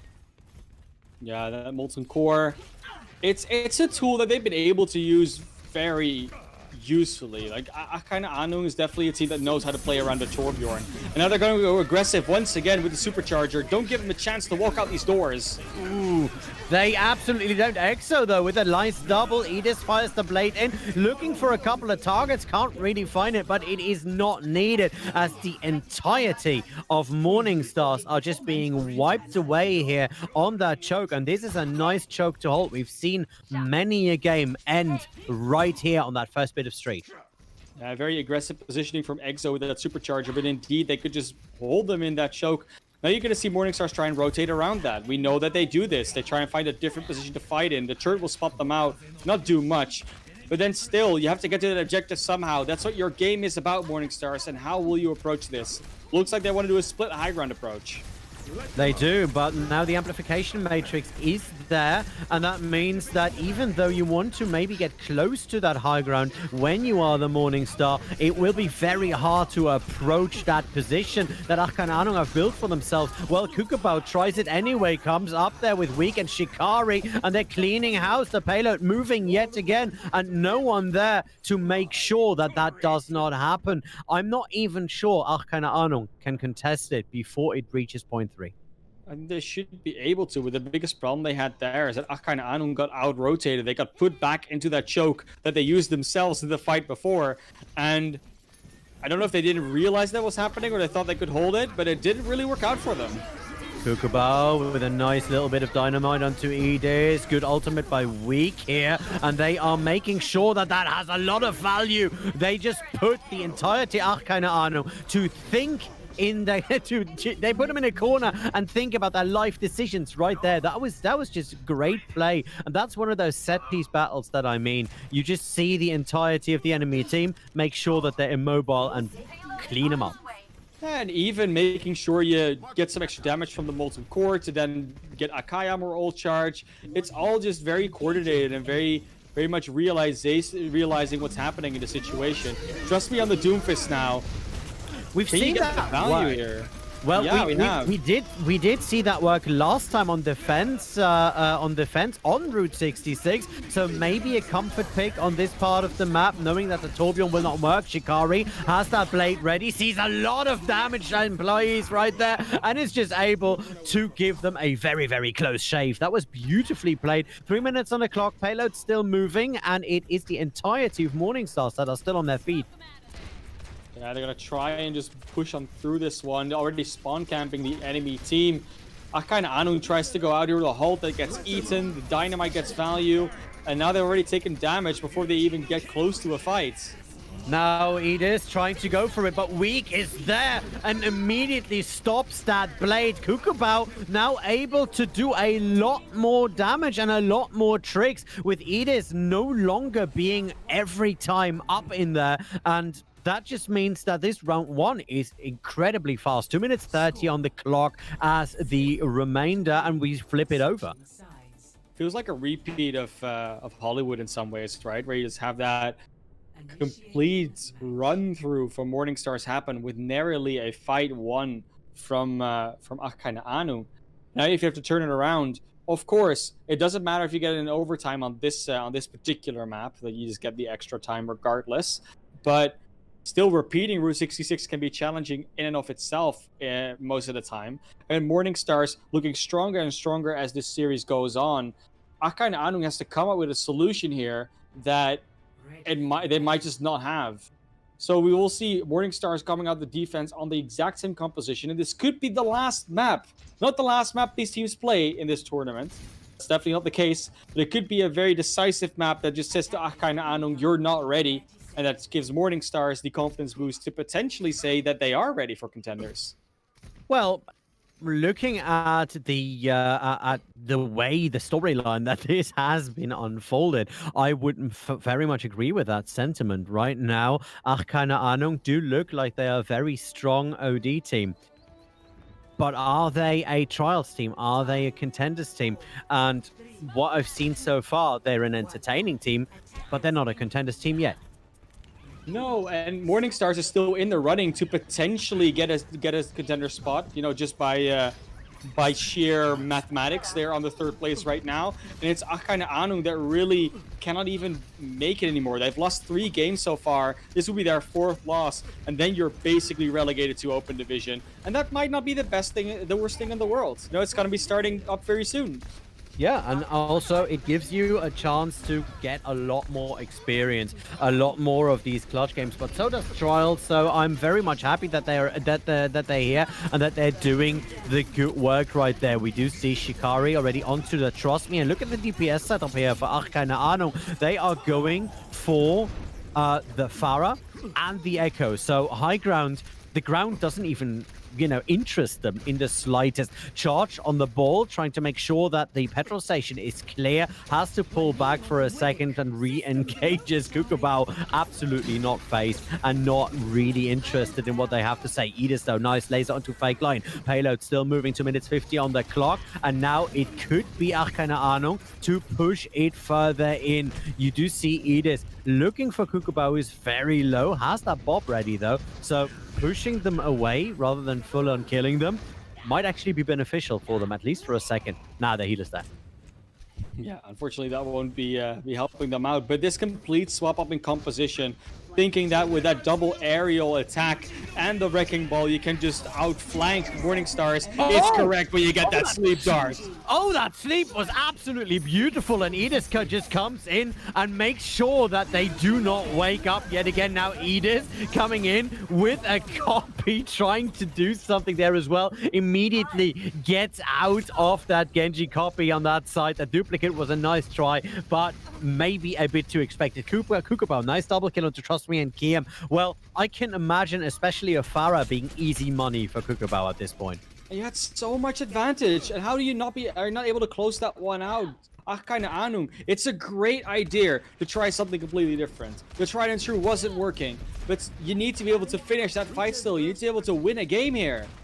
They do, and Charge is being pelted by a lot of shots, while Kukubao is just looking to clear out the sky. The Diva Bomb coming in there, does not find a target right there, but is able to force keine, ahnung at least away from the petrol station for a bit. Trust Me, looking for a bit of a target, but gets in trouble as they are being forced by Weak to abandon their ideas, maybe even of a barrage, but it's not really needed. Edis and Trust Me now trying to make more things happen. Shikari, this time on the Tracer, finds Trust Me in the back line. Charge has to pull back yet again, has that minefield, so that's a good idea, but was discovered by Atnar, so has to pull back a bit further than maybe in the original plan. 50 seconds on the clock. Keine, ahnung not really moving further forward. That payload reaching back. Edis is here hiding underneath the girls. Am I able to back up something? No, they're not going to be able to back up this, right? They know that someone's there. But the attack is going to come in here, and they got Shikari early, though.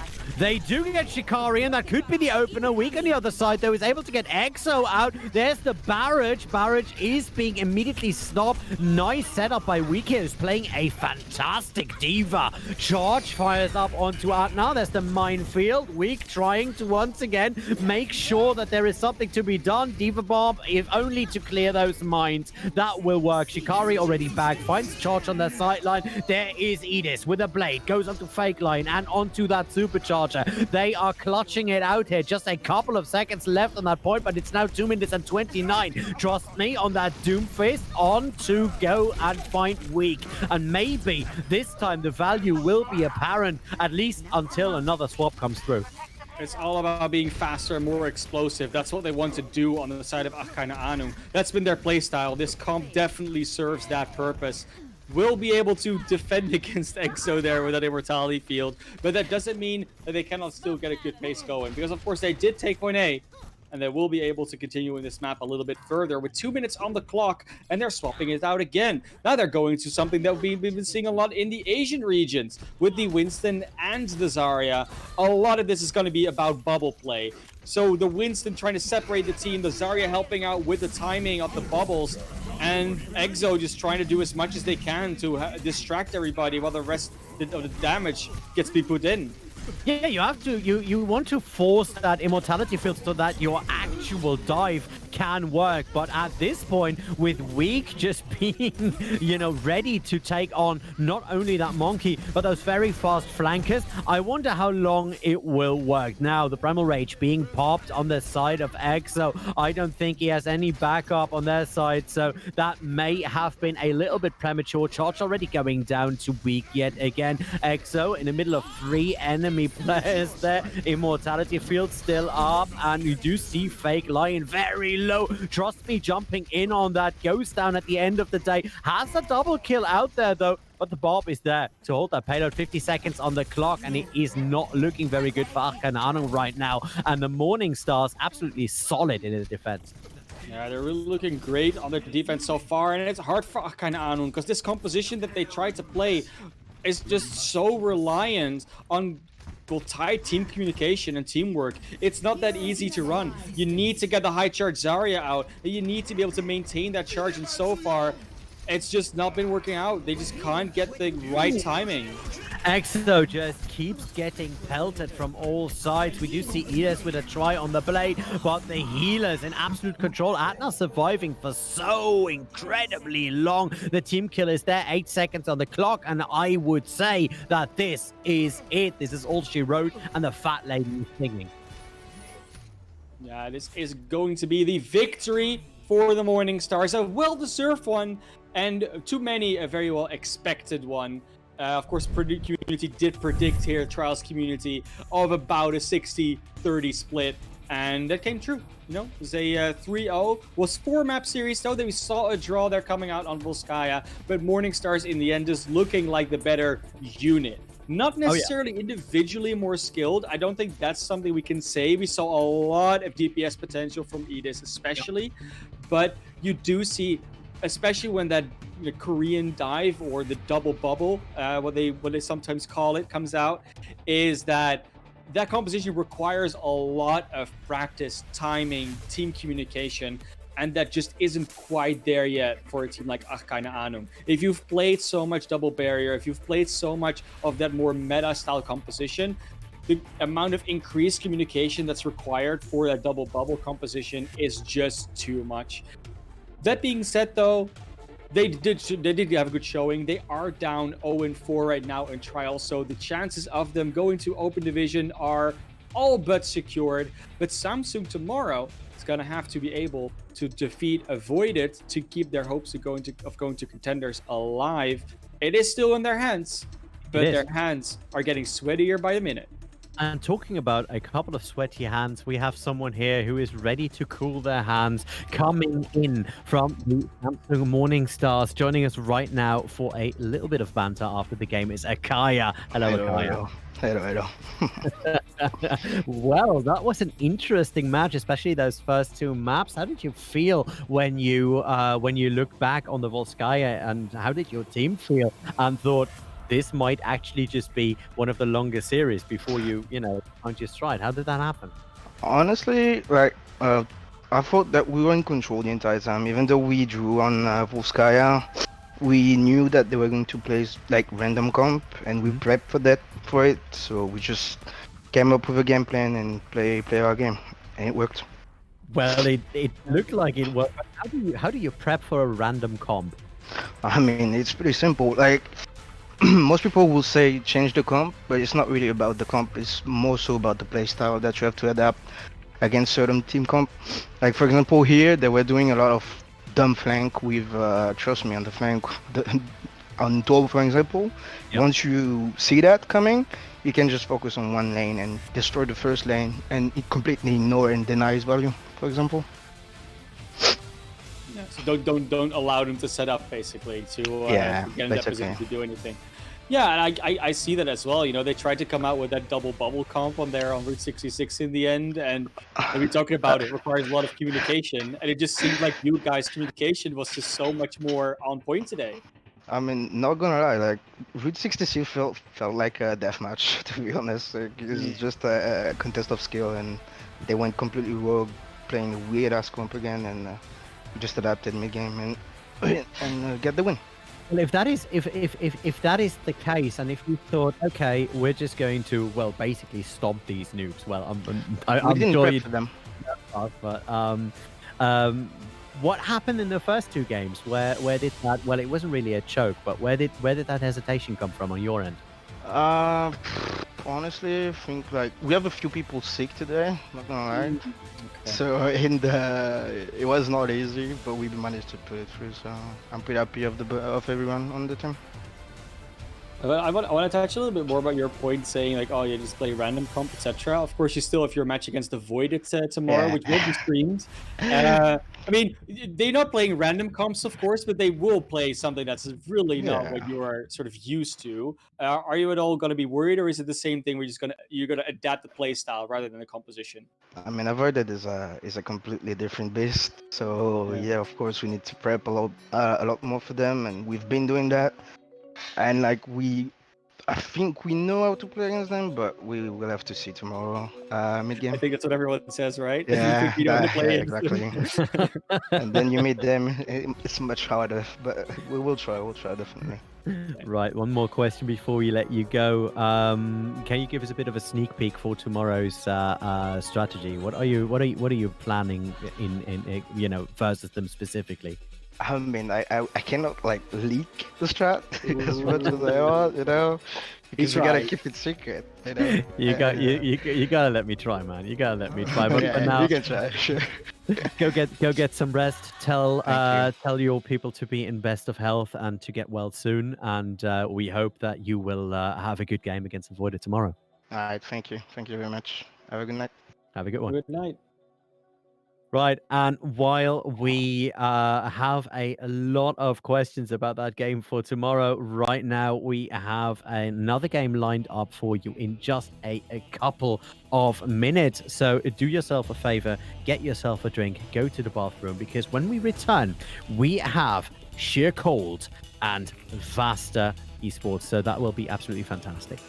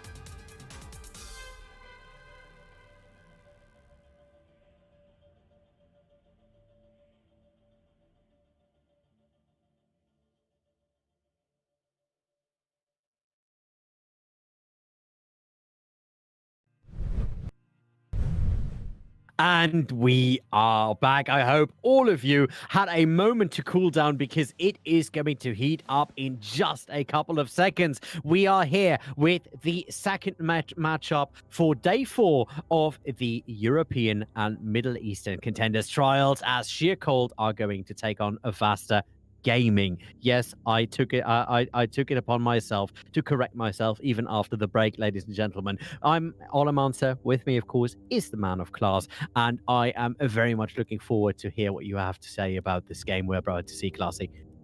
Well, there's going to be a very important decision being made, or decision. There's something's going to be decided tonight, which is which of these teams, will win. That's the first part. But like, it's very simple, or very not simple, really, in this group. Currently, we have 3 teams that are sort of on top. Sheer Cold has 3 wins. Then you have VASTA have 2 wins, 1 loss, and then Angry Titans has 2 wins, 1 loss. Mhm. So essentially, what that means is if Sheer Cold beats VASTA tonight, then it's very likely that Angry Titans will just be the number 2 goes to Contenders together with Sheer Cold, because they will not be able to be dethroned anymore. Yeah. But if VASTA manages to win, that puts both Sheer Cold and Angry Titans in a very interesting spot, because they might be in a 3-way tie, and then we might be looking at map differential, tiebreakers, all that type of scenarios. So there's a lot to play for still in this game. And of course, we know knowing Sheer Cold, Sorry, knowing Go you, ahead. you love that scenario where it comes down to that last little bit Math. of thing behind the cover. Yes.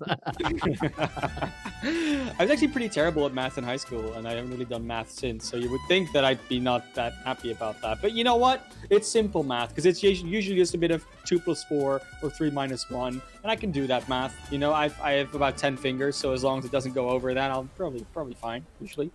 We will see. Like, Sheer Cold's been doing really good though in this group, and they are of course the team that just got dropped down from Contenders. They were really close to not doing that, so they are really the team to beat in this group. And VASTA Gaming, they have been looking good. We've been talking a lot about them missing visibility here, and that is of course a factor. They lost against Angry Titans, you know, against their own former player, and I mean, they were still looking good. Like, honestly, with Sana on the roster, we know Sana. We've seen them around. They are a prodigy. They're still very young, but still get a lot of value out of their heroes. Yeah. And if you have VASTA versus Sheer Cold going on, it could be that Sheer Cold just has an off day. We've heard it from Morningstars before. They had a few sick players. Might be that's the case.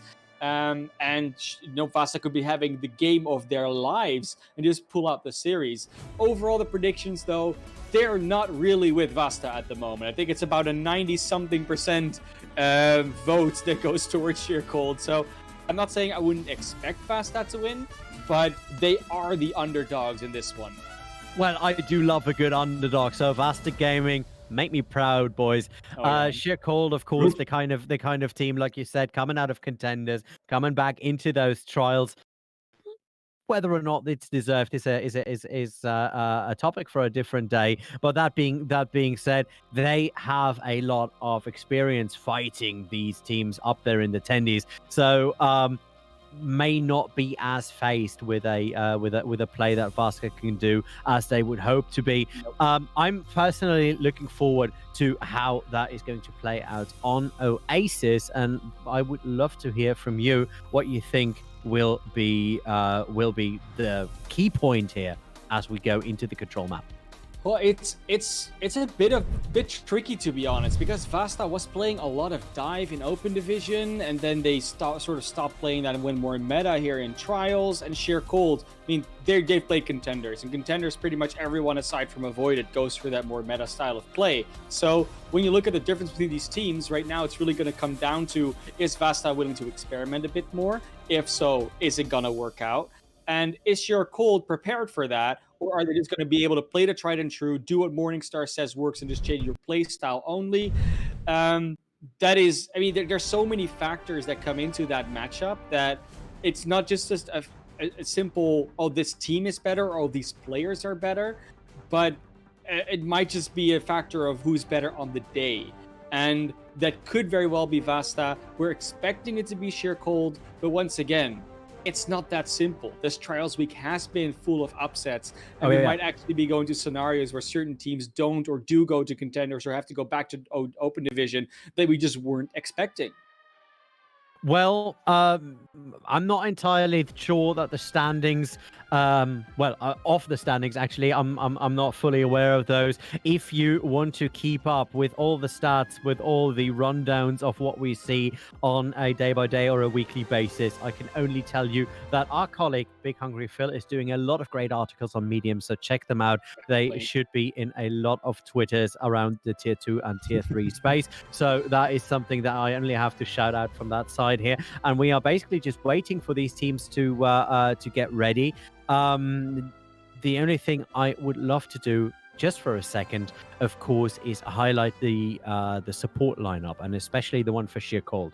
We have Refid there, we have Lucer there. These guys absolutely battle hardened. But on the other side, Apps and A&J, and especially A&J, had a great game on Tuesday. Had an absolute fantastic game on Tuesday. So I was wondering, if we look at, just the roles from top to bottom, what is going to be the biggest difference between these teams? I mean, that it's a really tough question. Now, VASTA has always prided themselves on their tank line. Nipahawk and Rocket have just been a unit together. They've played together a lot. Obviously, they have that pre-existing synergy in that situation. And then you put Apps and Angel next to it. That's just a very solid line, just front, back line, sorted, right? And then it will really come down to how much value Sauna and Kage are going to be able to get, because Grathan and Backbone are not to be trifled with. We've seen, we saw Vasta play against Angry Titans yesterday, and Kage was getting completely shut down by Facility on the Genji. That's true. And that's not necessarily surprising. Facility is a really good Genji, but the fashion in which it happened, where you see the Widowmaker of Kage come out, and Facility is just able to completely demolish that, is potentially worrying. We're not seeing Junkertown today, but Route 66 has also those open spaces, has that same, not necessarily the same geometry because it's not as long on the sidelines, but it has the same potential for longer range engagements, not really close up, but more mid-range. And it seems that if you are Vasta Gaming, that's not a playstyle you really want to be on most of the time. You want to get in close, you want to get in aggressive.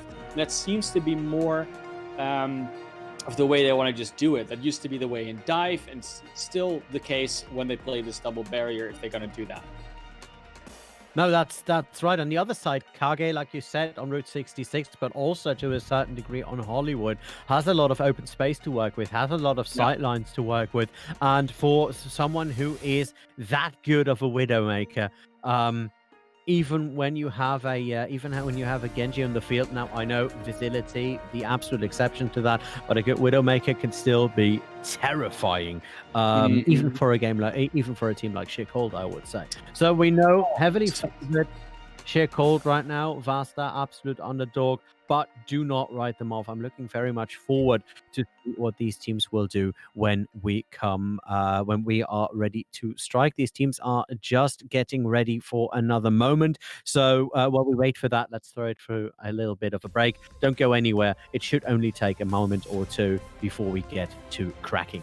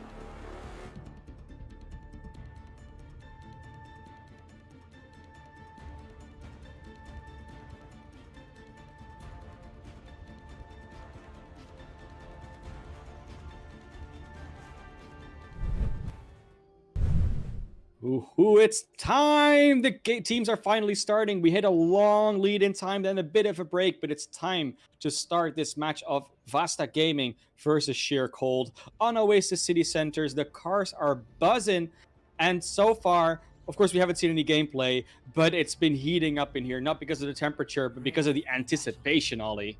It definitely has been. We've seen the match chat between the two teams, and they are fired up and ready to go. It's not only the cast that is buzzing, so are both of these teams ready to come out of the gate and show us what they are made of. Remember, there is a lot riding on this game, and for those of you who have just only turned in, Man of Class will explain to you yet again why this is such an important matchup. If VASTA manages to win this one, they'll actually create a three-way potential tie between Sheer Cold, themselves, and Angry Titans. And that could be a very cool last day that we'll see tomorrow. But right now, they'll have to do that first. And Sheer Cold is not a force to be reckoned with. And the fight is on. Gratham with the first headshot of the setup. They're already needing to pull it a little bit as VASTA is putting a lot of pressure on that front line. We do see Sona on the sideline with that Genji. Gratham with the first blood. Takes Kage out of there. So a lot of pot damage missing straight away from a VASTA side. We do see Sheer Cold in a bit of trouble. Refit going down. Gratham on the other side finally able to get Sona away from the setup there, and Nipperhawk is taking the short end of the stick as well. Sheer Cold looking very good, very controlled there, even though VASTA is going at it 100%.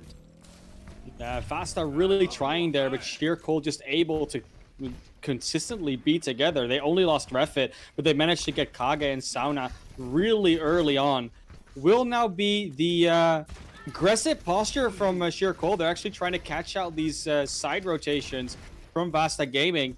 VASTA will have to try a different thing. And if constantly they're going to have this back and forth where they rotate into each other, Sheer Cold's going to be doing a very good job predicting that one.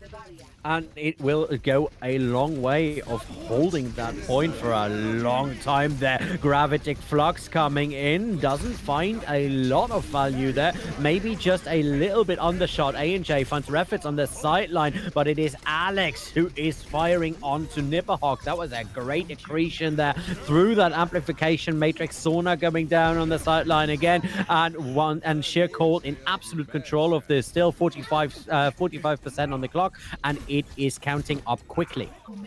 VASTA just presenting themselves one by one. You saw Sauna just walk to the back, gets flashed and taken out. You see Nipperhawk that walks forward where the rest of their team doesn't. Just gets taken out. And it just doesn't seem to be almost doesn't seem to be a plan on the side of VASTA. They really need to go as a unit and do this 6v6 shield thing, because the flanks that Sauna is going on aren't working. Nipperhawk trying to peek out aggressively isn't working. And at that point, you need to realize that and just go for the head-to-head.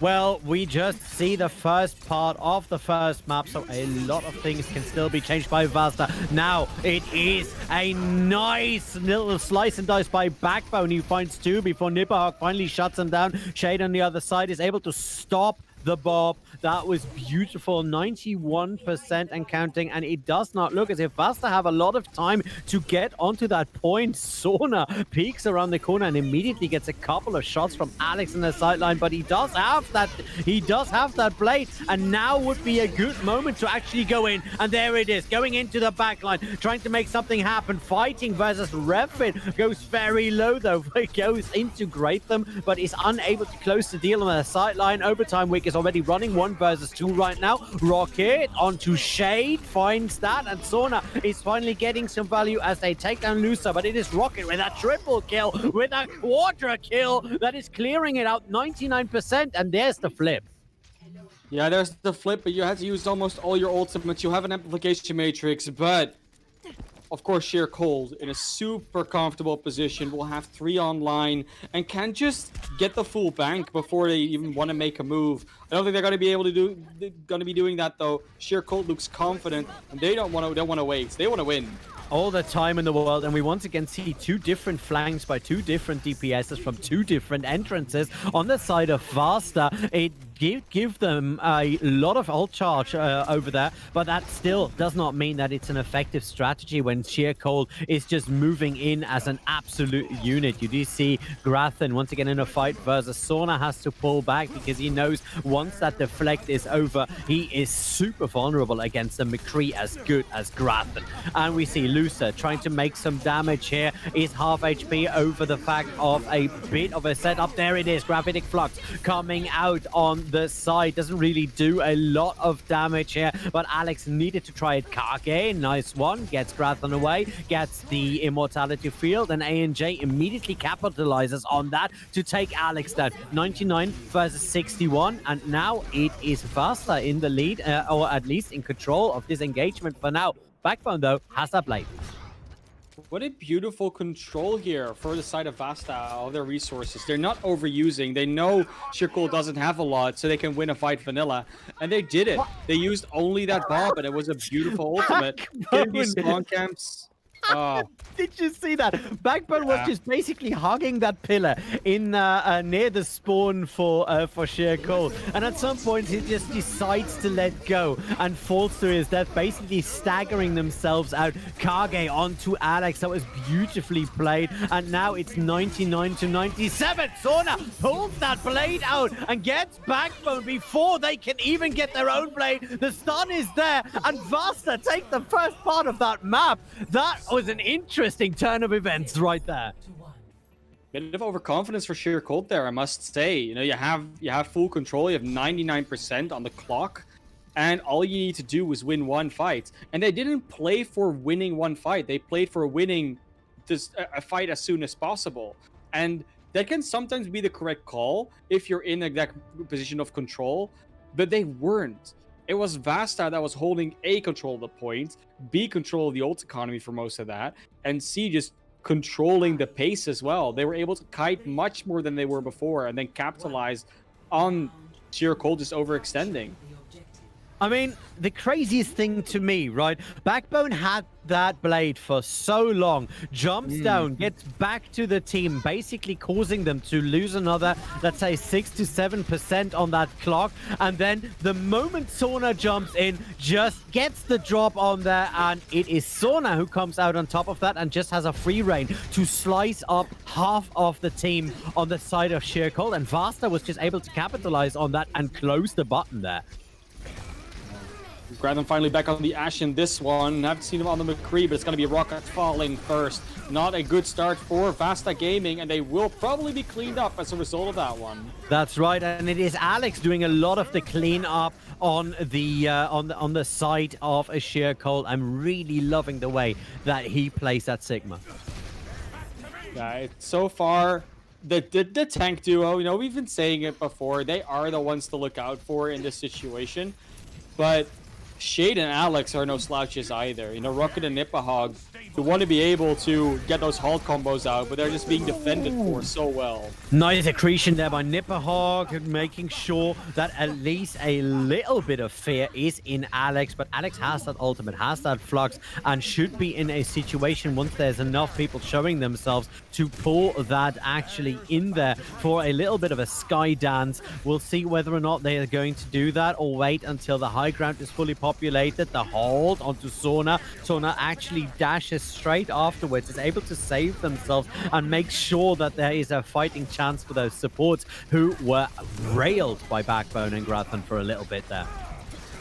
Yeah, right now, it's all about that high ground control. The high ground control is not able to be made if you're dead, Kage. That's not going to be a good start to this one. Sauna's going to try and remain up there, but Backbone seems to have more control with the rest of their team.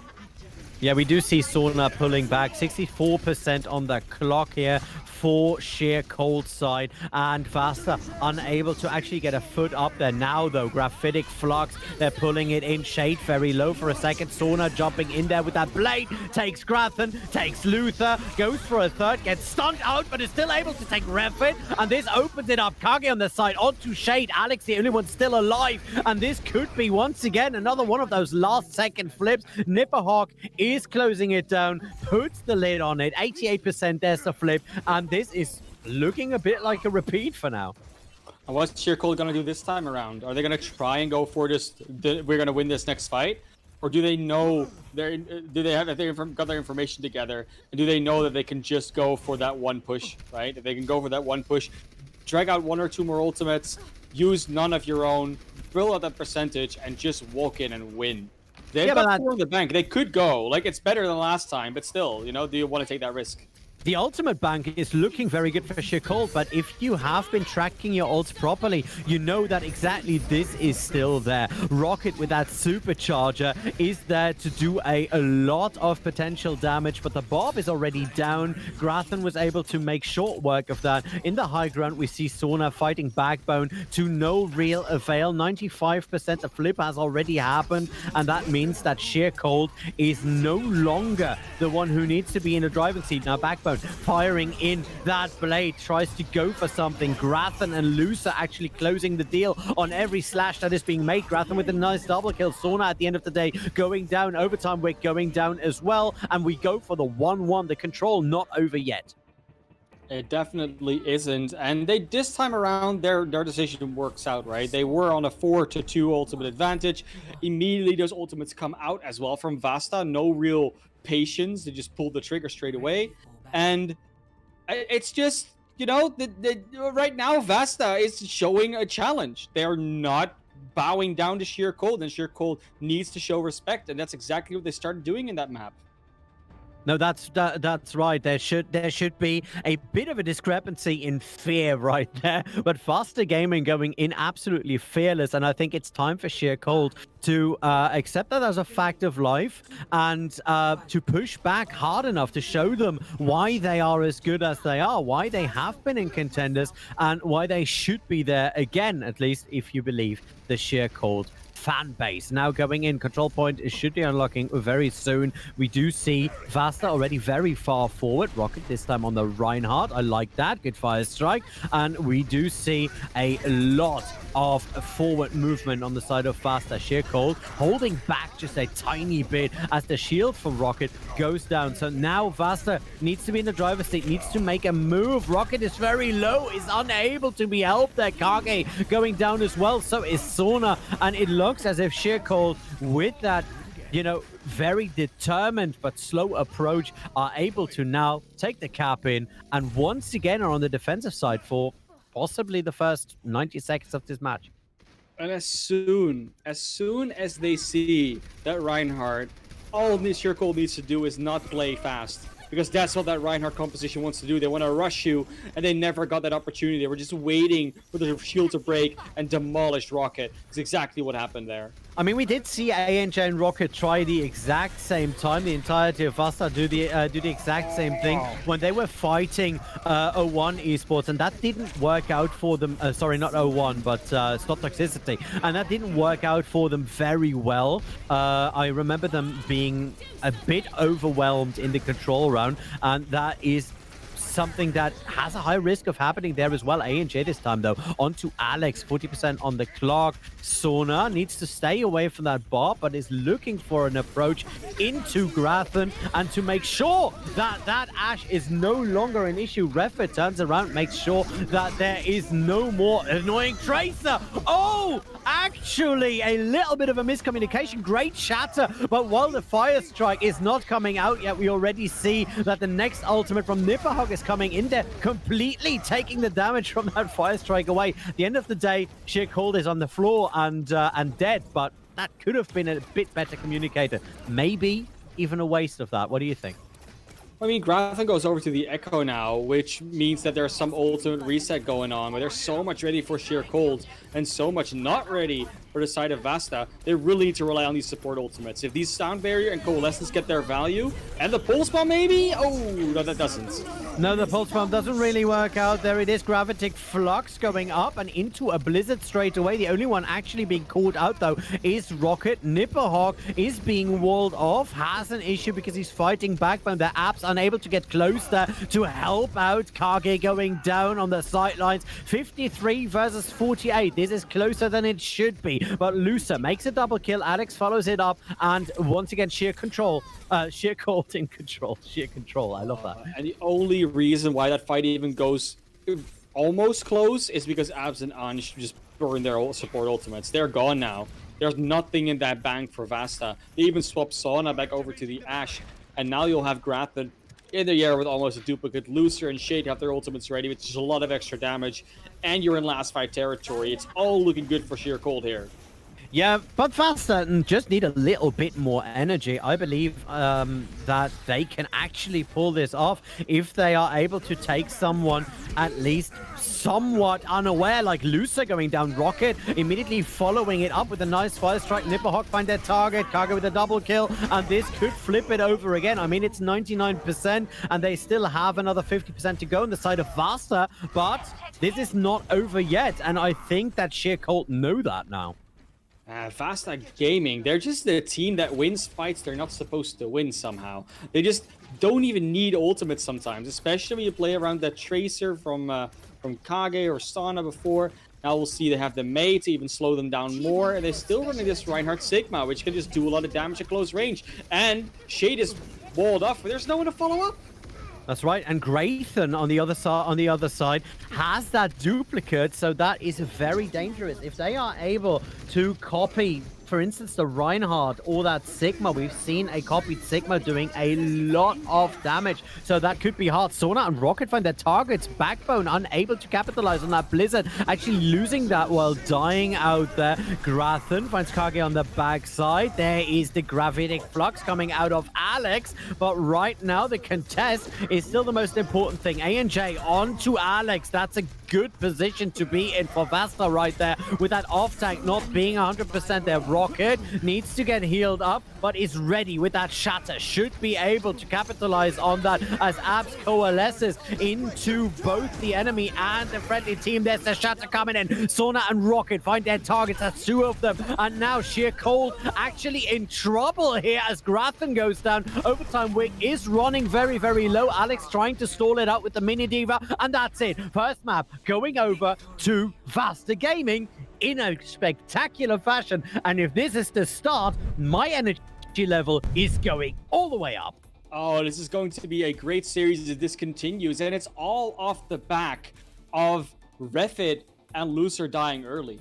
Yeah. Refit and Lucer have been priority targets, especially for Sauna and Kage when they play these more flank-type heroes, when it's a Tracer, when it's a McCree, with something that can just maybe go a little bit around, get some damage in from a distance. Even the Genji was doing a great job of catching them out. Even Anj on the Lucio going for the DPS style sometimes. And getting Refit and Lucer's rhythm broken, making them use immortality fields earlier, making them use any ability earlier in any case anyways, is just working out for a team like VASTA Gaming right now. And if you're Sheer Cold, you know you can win that frontline battle. That's what they've been doing. They've been getting the tanks out, they've been sometimes catching out the DPS, but they're not getting on the supports as much as VASTA is. And as soon as both Refit and Lucer are down, which usually has been happening in the span of like 2 or 3 seconds, you're about without supports for 10 seconds or more. And usually that just means that with the current meta of poke damage and the sustain,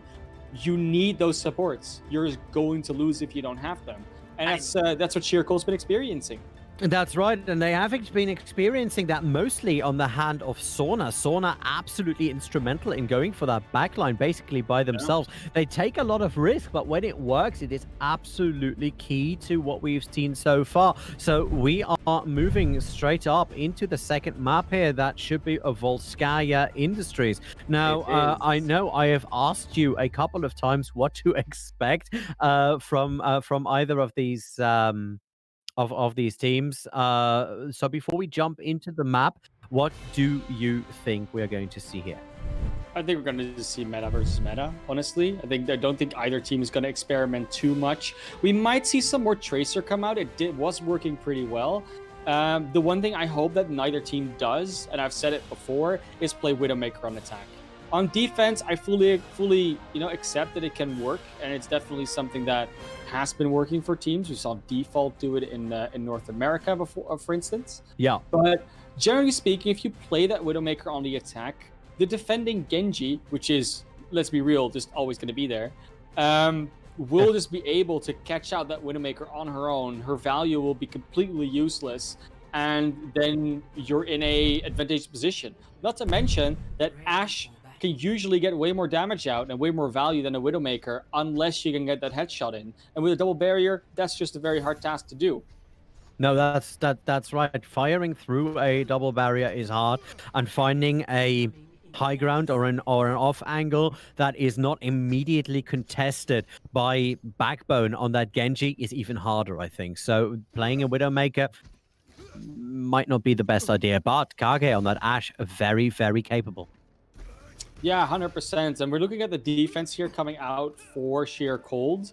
They're going to be starting on the tried and true, so it's not be any shenanigans coming out, and it doesn't look like VASTA is going to have anything different either. They're going back into this with the Ashe, with the Genji, with the Orisa Sigma, and the, well, Baptiste Brigitte. And of course, we are in a precarious situation because according to anybody's predictions, this was Shared Gold's game to take, and they're down 0-1 now. They are 0-1 down, and I'm sure they can feel that. Sorna trying to make sure that there is some high ground to work from. Needs to pull back there a little bit, but now knows that the only one who is still trying somewhat to contest them is the Ashe in the corner in the form of Grathan. And Grathan, once again, while very, very strong, is being flanked quite regularly by Sorna. Sorna just seems to be able to find these openings where there shouldn't be any opening. Yeah, Sorna going around the outside. Grathan knows that, but it also means the Genji isn't in the fight. That doesn't matter because Loser goes down first. Once again, the support gone. Oh, Nipperhawk! Trigger! Oh, wow! Nipperhawk with the double kill opens this up quite hard, takes that third one out of that, and that was beautiful. And I have said it time and time again. Whenever I see Nipperhawk, his Sigma just makes me smile, and I am smiling broadly right now. Yeah, the halt combos are looking a little bit tighter right now from Rocket and Nipperhawk. They're switching up as well. We saw it happen on Gardens, where Rocket throws out the halt, and they halt Alex in the air. Alex throws out a shield, and then Nipperhawk wait until he falls again in order to throw the Recreation. Like, if you can fluidly do that, that's a great. But even more fluid is this Blade. Oh, the Blade is coming in. Backbone trying to make sure that something is happening. The same thing goes for Sorna. Both of the Genjis now trying to make something happen. Both of them don't really find a lot of value, except for the fact that VASTA Gaming had to pull back from that hallway. That was a very, very dangerous approach they tried. And, you know, just attempting something like that, basically knowing that Backbone has that Blade, takes cojones. I mean, both Blades and Rally's immediately out because of that one. So both teams down 2 ultimates, but they still have 4 in the bank. It's all going to be about how does VASTA want to initiate, because they don't really have that combo. It's going to be about, well, the Fluxes and the Bobs, to be honest. We are looking at the defense here for Sheer Cold. That is a bit reluctant, I might say. Alex now in trouble because that is a good Gravitic Flux. Good Immortality Field coming out there from Lucer, who is not someone who you get faced very easily on that. But VASTA Gaming have to pull back before they can actually hold value on the back of that. Yeah, it was VASTA trying to initiate and Sheer Cold waiting for them to do so. Not quite the attack that VASTA was hoping for, but for now they're not losing, like, gigantically losing fights. They're losing a bit of poke. Every now and then a team loses like 1 player, but there hasn't been a full-on 6v6 skirmish going on, and that's what we're waiting for. These fights have all been almost happening, but not quite. That's right, and the Bob is ready for Kage, so initiating with that Bob may just give you enough time to go and flank it out or go and just rush it in, and you need to do that. I mean, 3 minutes 35 may seem like a long time, but we all know on Volskaya, that is over in a jiffy and a half. Now Bob is coming in, so is the Amplification Matrix. There it is, Backbone with that Blade, and Alex is actually the first one to find some target. Backbone, double kill, takes down 2, and Grathan and Shade close down the damage on the other ones. And once again, VASTA has invested quite some into that fight and need to pull back 3 minutes on the clock. The big difference will be that they're going to have a Blade where, well, Sheer Cold isn't. They're closer to the Flux. They are trying, finally finally both these teams are starting to pull apart a bit in what ultimates they have, what they chose to use. And that's where this matchup is really going to be decided. Which ultimates that are online are going to be cycled correctly by the teams. We will see whether or not that is a prediction that can come through. Grathan and Alex will find their targets through that amplification matrix. Lusa is an absolute beast when he can actually fire through that, and he has all the time in the world because VASTA is not able to get very far out of spawn right now.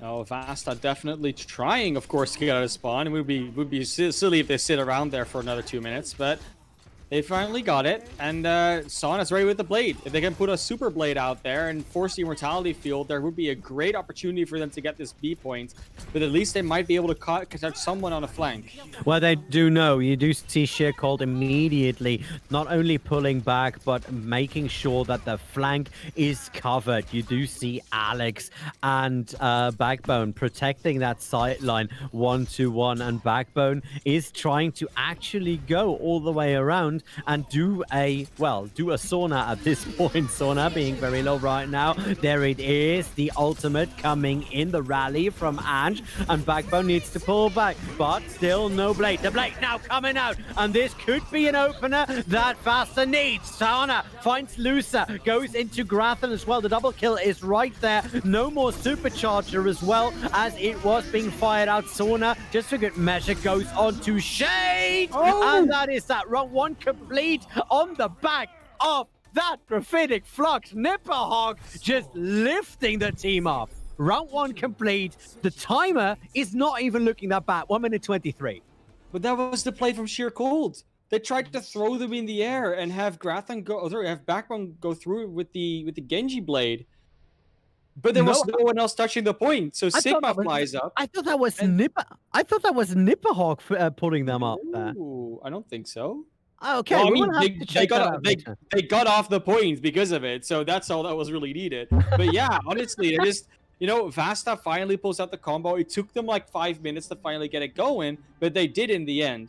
And when you look at the way that VASTA is playing right now, the biggest thing that they were able to accomplish is execute differently than Sheer Cold, and therefore disrupts the order of operations that normally goes on. And especially when you look at the way the tanks of Nipperhog and Rocket play, they are very adaptable in the fluidity that they usually do things. They can say, okay, this time around we use that ability and that ability and that ability, but then like that's our default. But when that gets messed up, we just execute it differently and it still works. It just works in a different way. And having all those combinations not only memorized, but also being able to be executed at will at any point in time, that's really what is standing VASTA apart right now, especially Rocket and Nipperhog. No, that is right. These two seem to be absolutely in sync. However, now with the pressure and the momentum naturally on the side of Sheer Cold, will they be able to hold it as long as their counterparts have, or even longer? We already see a lot of damage being fired onto Sheer Cold. We do see VASTA not waiting around the corner, holding it in, at least for that first little bit of tap. There's another hold there. Alex going very low for a second. A lot of damage being fired into them, and again, the Genji fight between Backbone and Sauna up on the high ground, and Backbone is actually getting pelted because coming to the rescue is Abs in the sideline there. We'll see what this first pick is going to lead to. Again, we've seen a lot of defenses crumble on point A because of a support death.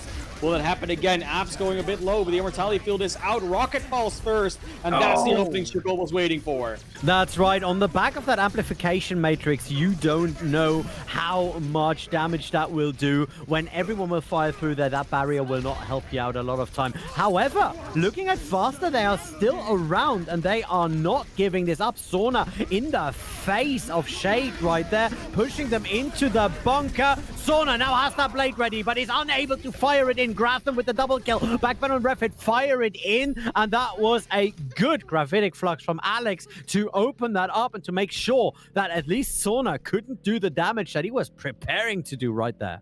What an ultimate race, and we saw this in the last series where the team that is defending point A is starting to invest ultimates in a situation that might not be so wise. And once again, Sauna, Nipperhog, Abs, all investing ultimates. Rocket only being on 45%. And Sheer Cold, they've got 4 coming up. They can just walk in here, not be afraid, just bait out the bomb in the rally, and just win with the sheer resource advantage. Yep, and that should be a sheer coincidence right there. No, it isn't. A&J already going down, but I find Alex in the return right there. That was beautiful. They just boop him off with a bit of a chain attack. Backbone trying to make it in there, but Nipperhawk still valiantly defending his little bit of high ground. Grathan has that Bob ready now as well, but it looks like it is Sheer Cold who pull back and regroup. 4 minutes and 30 on the clock right there. And the longer these tiny skirmishes around the map go on, the worse the situation is going to get for Sheer Cold. Or rather, the better it is going to get for VASTA. Because now, they almost have 3 ultimates when Sheer Cold has 4. That was only 2 just now. And the longer this goes on, Nipperhawk gets closer, Abs get closer, Sauna gets closer, and Alex and Refit are still far and away. We will see what's going to happen. The Bob no, the Bob is not coming out just yet. The one for Kageas, and immediately he's being answered by the one for Grathan. Rocket finds Backbone with a nice melee strike there, though. 3 minutes 50 on the clock, but the first third is already capped. 2 versus 1 on the point, and it means right now VASTA need to put everything in there just to get Sheer Cold away from that point. Nipperhawk 82% towards that next flop, and Sauna once again in the middle of the entire enemy team. I don't know how he gets away with that every time. Nipperhawk, nice accretion onto Grathan, but it's 3 minutes and 30 that they still have to hold, and the first tick is already down. Now things are starting to get a bit hairy for VASTA. Yeah, but VASTA is actually not that sad about it, because it looks like they were losing the fight, but Sheer Cold just took too long, because essentially what happened is that Sheer Cold thought, oh, we can now go in, but if you'd done it a minute sooner, VASTA would not have been ready for it, and now you have ultimate disadvantage. Now you're going to have to push for 2 more minutes, and you might not even be able to make the full completion. That's right. The supercharger is ready for Rocket, so depending on how far they want to keep Sheer Cold away, they can just pull that out of the back pocket any day now. Nipperhawk has that Graphitic Flux, so maybe they can actually stop that side lane push before it fully happens. But they're letting Sheer Cold advance quite far here. Yeah, and Sheer Cold, it doesn't really matter what Sheer Cold does at this point. All VASTA wants to do is build up more ultimates, be even better, and just do this! Takes the triple kill, comes in from their side, makes something happen. Grathan just jumps down, has seen enough. The same thing goes for Alex. 2 minutes and 20 on the clock, on the back of one single ultimate. No, actually, 2 ultimates. Rocket has fired that supercharger in as well. I don't think that was fully needed. No, the Super Blade is definitely something that was needed there. It's that extra thing that just helps you kill targets with a one less slice. It's definitely, especially on tanks, and even with the sustained targets, you just need that extra supercharger. You lose Kage early here, though. That might be a problem since they're so close to the Bob. But Sheer Cold might finally have a good advantage here. But even if they cap now, they will only match the time of VASTA, not even beat it. No, that's right. Sauna losing it out first with this Backbone right there. And there it is. A Graphitic Flux coming out of Nipperhawk. At least stalling it out a bit. 1 minute 36 versus 1 minute 20 on the point. The second take almost there. Now Alex fires the ultimate but gets the accretion into the face. Wow, that can actually mess you up quite hard. Sauna still fighting it up, but so is Shade. Shade looking to get a good sideline onto the rest of VASTA here. Grathan with a nice double kill. The Bob is already out. Refit is able to get the counter Bob away, and this should, by all intents, should be that cap, but it is not yet because Sauna and Ange hold on to it. 1 minute 3 though. 20 seconds difference, and it did look a bit more dire after that A cap. Honestly, Sheer Cold, I mean, there's a nice saying in Dutch when something looks stroperig. I mean, you know what it means, of course. And the American translation would be is like molasses. You know, they really moving all slow, like trying to get in there and eventually maybe making a move. And it's lost them so much time. The amount of fights that both of these teams are taking against each other is incredibly low. It's also VASTA, but VASTA, you see, making these executions sometimes that just happen. They go in and they just, like that blade from Sauna, that triple kill, that was at some point you said, we're go. And that same quickness of execution, that same explosiveness is very absent for the side of Sheer Cold. Yeah. And that's why they're 20 seconds down. It seems like it's only 20 seconds, but in the entire 7 minutes they had to do that attack, or 6 minutes in reality, they had, I think, 2 or 3 more fights less than VASTA took against them. Yeah, So that's because to get that analogy done, you know, VASTA is like a raging torrent just coming out of the dam breaks, and then there's just this tsunami coming at you, while Sheer Cold is more like a lava stream. It is very destructive, but it is so deliberately slow. Yeah. And that's the difference right there.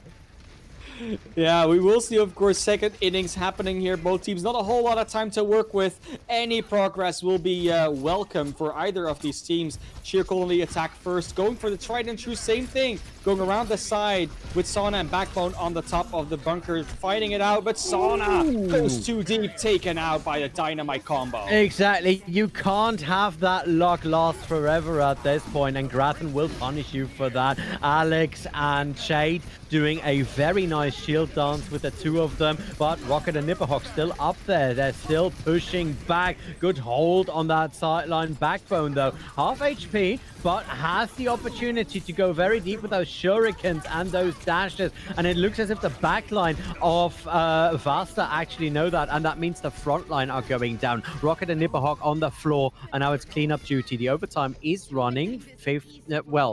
But the A is capped, so that means another 30 seconds, 30 I believe, seconds. right? Yeah. Exactly. We'll see you coming up on that pretty soon on.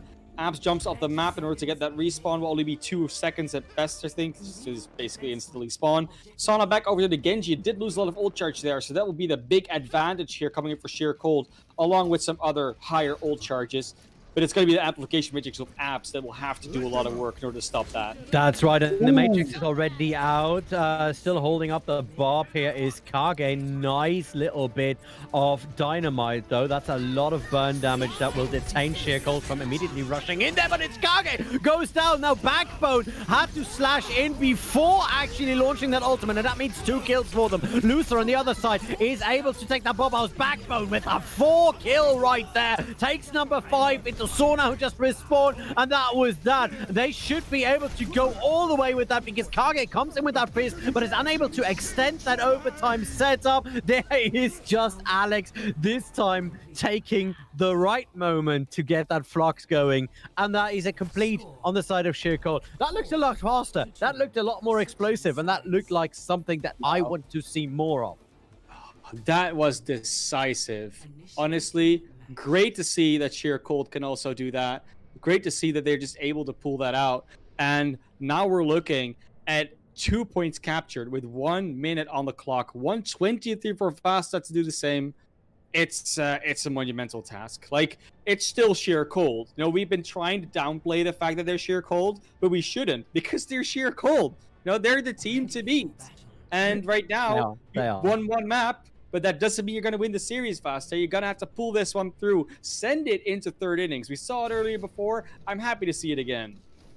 We will see how it will play out, because once again the Raging Torrent is ready to come out on the attacking side, and the attacking side so far for VASTA has been absolutely splendid, has been spectacular in some places. So it doesn't look like they are going to experiment here. We didn't expect them to experiment here, but it is all in the execution. They have 20 seconds more than their counterparts, so maybe they can actually get that extra 30 seconds before their own overtime ticks out. But Sheer Cold right now with a bit of a confidence boost, let's say. Sheer Cold have the momentum in their hands for this map so far, but we've seen what VASTA can do when the odds are against them, when they don't have any ultimates, and Sheer Cold does. They're going to try and engage. Obviously, we've seen these types of engagements before. It's the 4th time we're going to be seeing them. It's going to be Sauna versus Backbone on the high ground, and the rest of the teams, well, playing around that bunker. That's right. Ange going very far forward there, trying to make sure that there is a lot of damage. That is beautiful. What a play. You already see that dynamite going into that hole. Backbone was actually being dashed through and then is not being able to save, but Gratham equalizes it with a dynamite of their own. So now it's up to the Ashes. Kage versus Gratham, and it is low ground versus high ground, while in the middle the damage is going in. Kage takes the kill. Beautiful headshot, but VASTA Gaming are actually being rolled up here a little bit looser, and Shade find their targets. Nipperhawk has to pull his team back. Nosa, because Backbone is already back, and Abs and Kage are down yet again. 15 seconds on the clock, and this might just actually be the win that Sheer Colt needs in order to equalize this and pull us into map 3, but it's not over yet. 5 seconds on the clock. Nipperhawk going down to Graphitic Flock. So is Ange. Alex cleaning up, cleaning house, no one touching, and that's it. 1-1 Sheer Cold, take fault, Skya Industry. Sheer Cold back on top. They finally got that decisiveness back down. It was looking a little bit slow, a little bit in trouble on the first map, and then on the Skya, but they're back. They're definitely back in this series right now. It's a 1-1, at least 2 more maps to go. And it's a prospect, you know. I really am starting to question where this series is going, and that's what we like to see. The underdog giving VASTA Gaming so much trouble, really. Oh yeah, they're giving them a run for the money, and to be honest, my money was on Sheer Cold so far, but VASTA is really not letting up in any situation. No, they're not. And VASTA Gaming, you know, we're gonna go to Hollywood next, and we all know Hollywood. It is a map that has high ground, it's a map that has low ground, and it is a map that basically just lets the team play the exact same thing they were before. Like, I'm not expecting a lot of things to change, and these teams have been playing just meta. We know that's what you do when you get higher on the ranks, when you get higher, but you're not avoided. That's what you do at least. And yeah, I mean, it's again, it's just a matter of execution. And when you get to these longer map types, when it's not control and you need to make these decisions, it's good to see that Sheer Cold could in fact do that. They could in fact put themselves into a place where it wasn't just, you know, a 6v6 and then Fast executes quicker and that's the way you lose or win. And Sheer Cold coming back into their rhythm, maybe need a bit of a warm-up. They're looking good now. No, that's right. You heard it here first, folks. It's not just a matter of execution, it's a meta of execution, because this entire meta is revolving around the timing of your combos. And that is something that right now, you know, in terms of frequency of execution, VASTA has down to a T. Yeah, 100%. Also, I saw that cringe. You know, it's what happens. You know, when you make a joke like that, I'm allowed to roll my eyes a little bit. It's we're going into Hollywood here, of course, looking at Whiskey Jack's Saloon, and yeah, honestly, it's once again, it's still a very close series. Like, you see Circle winning there, and it looks convincing, but then you got to remember that they had to go to second rounds with a lower time bank in order to even get to that point in the first place. Like, they have to work for it still, and now that you're starting on defense as VASTA Gaming, you're looking to stop Sheer Cold in their tracks. And the way you're going to be able to do that is hold that high ground, first of all, but don't get trapped into being stuck on the high ground. A lot of the times when you see teams hold the high ground and they don't rotate away from it, they just get outflanked. The other team walks around them and just puts damage into them from different sides that they cannot deal with. That's right. The bunker comp only goes one way, and when you either jump too late or jump too early, you're always in trouble as the bunker comp, especially on first point Hollywood. So we will see whether or not VASTA have that down as well. Backbone going in already, going via the side, trying to get that high ground. The high ground is clear though, because the rotation has already happened, and Kage looking for a couple of targets, knowing most likely that that high ground is still going on for a little bit. There it is, the dynamite going up, and it looks like Sheer Cold are not fully committing to that push, even though they hold that high ground. Alex here in a fight, the front lines both locked in absolute combat. Alex now jumping down, going on to try and make that capture happen. The first tick already being given up here by VASTA, and Rocket gets that immortality field, so this should be the opener, but it is Nipperhawk who goes down first as Backbone comes in from the sideline here. Kage is unaware of that and is in trouble, gets actually taken down by Backbone, and now Backbone should be open to a lot of opportunities, and so is the rest of Sheer Cold. They're just looking to clear this out. The cap is almost real. It's 3 versus 2 on the point. Abs and Ange go down. The payload is now in play, and this was quick. This was really quick. And this is finally where that, I mean, it was still a bit slower of a playstyle. They still took a while to set up their attack. But this is where that comes into play, where it works out. Because you can play slower, you can play for a longer rotation, try and slowly push the enemy team apart. But if it doesn't work out, you'll be criticized for it. And when it does work, you see why they try and do it. Sheer Cold, again, not playing very fast, but they still played deliberately. They tried to push VASTA Gaming into a position where they were split. Yeah, there's a lot of wisdom in that setup. And look at that graphitic flux. Alex doing a lot of damage over there. I don't even believe that Abs was there with an immortality field. Sona has that blade and now fires it in. Goes directly for the Orisa. Not entirely sure whether or not that was the play to be made, but Rocket and Abs were able to capitalize on it, and so is Kage. VASTA stopping that payload in their tracks. Grathan going down on the backside, and it is 4 minutes to go right now. And we've talked about this high ground in Hollywood before, where you can argue that it's maybe not as effective to hold that high ground because it's so far detached from the rest of the fight. And if only 3 members can get up there, or only 2 members can get up there, then the rest of your team is going to be stuck on low ground. And if the other team just takes that low ground fight, they will win because your team is split. That was cool. It was almost what happened there. No, that's right. We once again see Backbone immediately going and bringing the fight over to Sona, and this time over to Sona and Kage. Shade and Grathan find their targets. Kage needs to jump down there, trying to stop that payload. I'm not entirely sure whether or not that was the intended way of playing this. Refit, nice double kill. Well done here. Abs and Sona going down to them, and the payload still moving through 1:16 on the clock as the payload should be approaching the corner. Yeah, and the backline of Sheer Cold has really started to tighten up. We've seen in the past few maps that Rocket dying early, you know, which happens. Main tanks go down sometimes. But it's this time not being answered by Lucer and Refit falling. So that's really been a good change where Backbone challenging Sona has made all the difference in the world. That's right. Sona finds Grathan this time, though. The high ground is somewhat clear. Backbone is still on the fight, though, so that is something to worry about. The hold coming out, but Sheer Cold already way too far away. And they are rotating all the way to the other side of the saloon. Backbone, once again, versus Sona, is going very low, but is able to pull a back out. Knows that Kage is up on that roof right now, and will most likely try and go for them. And you see him in the outline climb over that wall, trying to climb up on that high ground. And now the bob coming in from Kage in combination with a great graphitic flux, and that is a lot of damage being fired in. But Backbone there with that blade takes down Kage, takes down that supercharger, takes down the bob actually, and still has something left of a bit of a fight. Did Sona just pull the blade in a 5v1 situation? They did, I think. It wasn't really a 5v1 though, because your respawns are closer. There's still some people alive. It was just Sheer Cold had just put themselves in the right position to counter that blade, and unfortunately, Sona gets nothing there.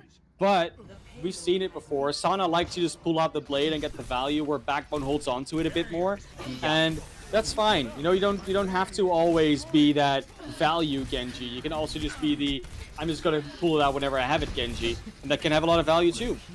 No, that's right, but we already see Backbone has the next blade ready. There's the graphitic block, and it is immediately fired up by Backbone. Backbone dashes through, fires the blade, takes 4 targets out. Alex and Grathan just take the stragglers, and this means that even though this looked very promising, Sheer Cold now on a very good trajectory. 2:30 on the clock, and the Hollywood sign is in sight. That's where you want to get to those trailers, because that movie star has to start producing whatever he's working on these days. Will be Grathan ready with the Bob, and that's really the only thing that's online for anybody. Maybe Nipahawk can get there in time. That would be very helpful for VASTA.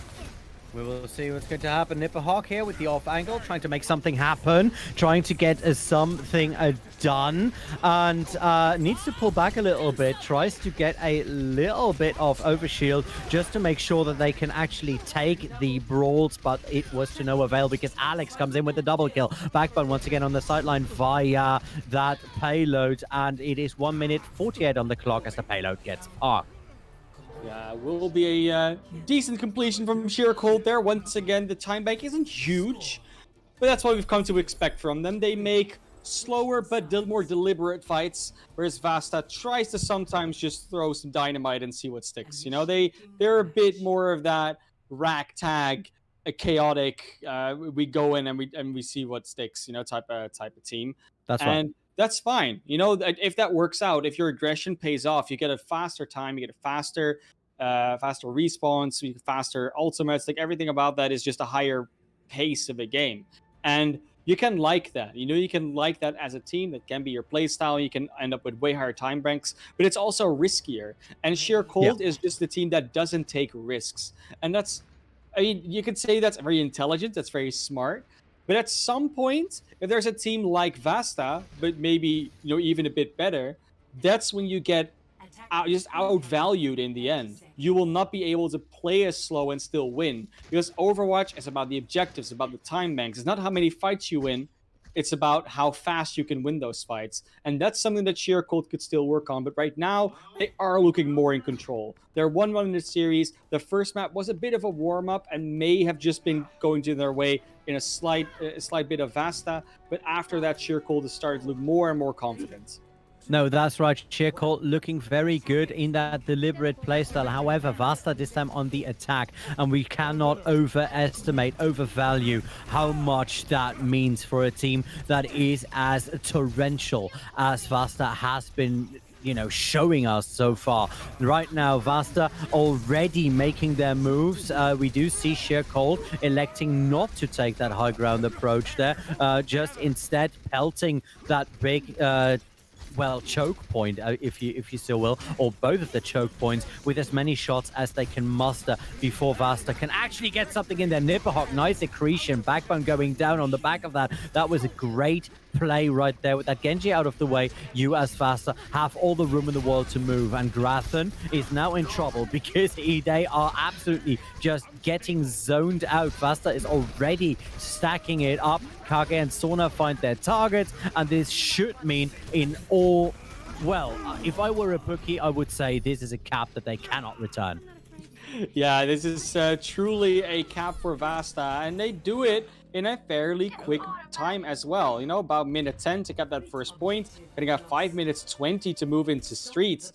And with that tempo, and this coming back to what we were saying before, with about the pace of Sheer Cold versus the pace of VASTA. And if VASTA can keep this up, they're going to demolish that time bank. However, looking at the time bank of their counterparts earlier, it is just a difference of, I believe, 25 seconds between the time near point 1 for Sheer Cold and the time that VASTA have just set in. So it's not a lot incoming though, and Abs has that amplification matrix out, and we're firing it in.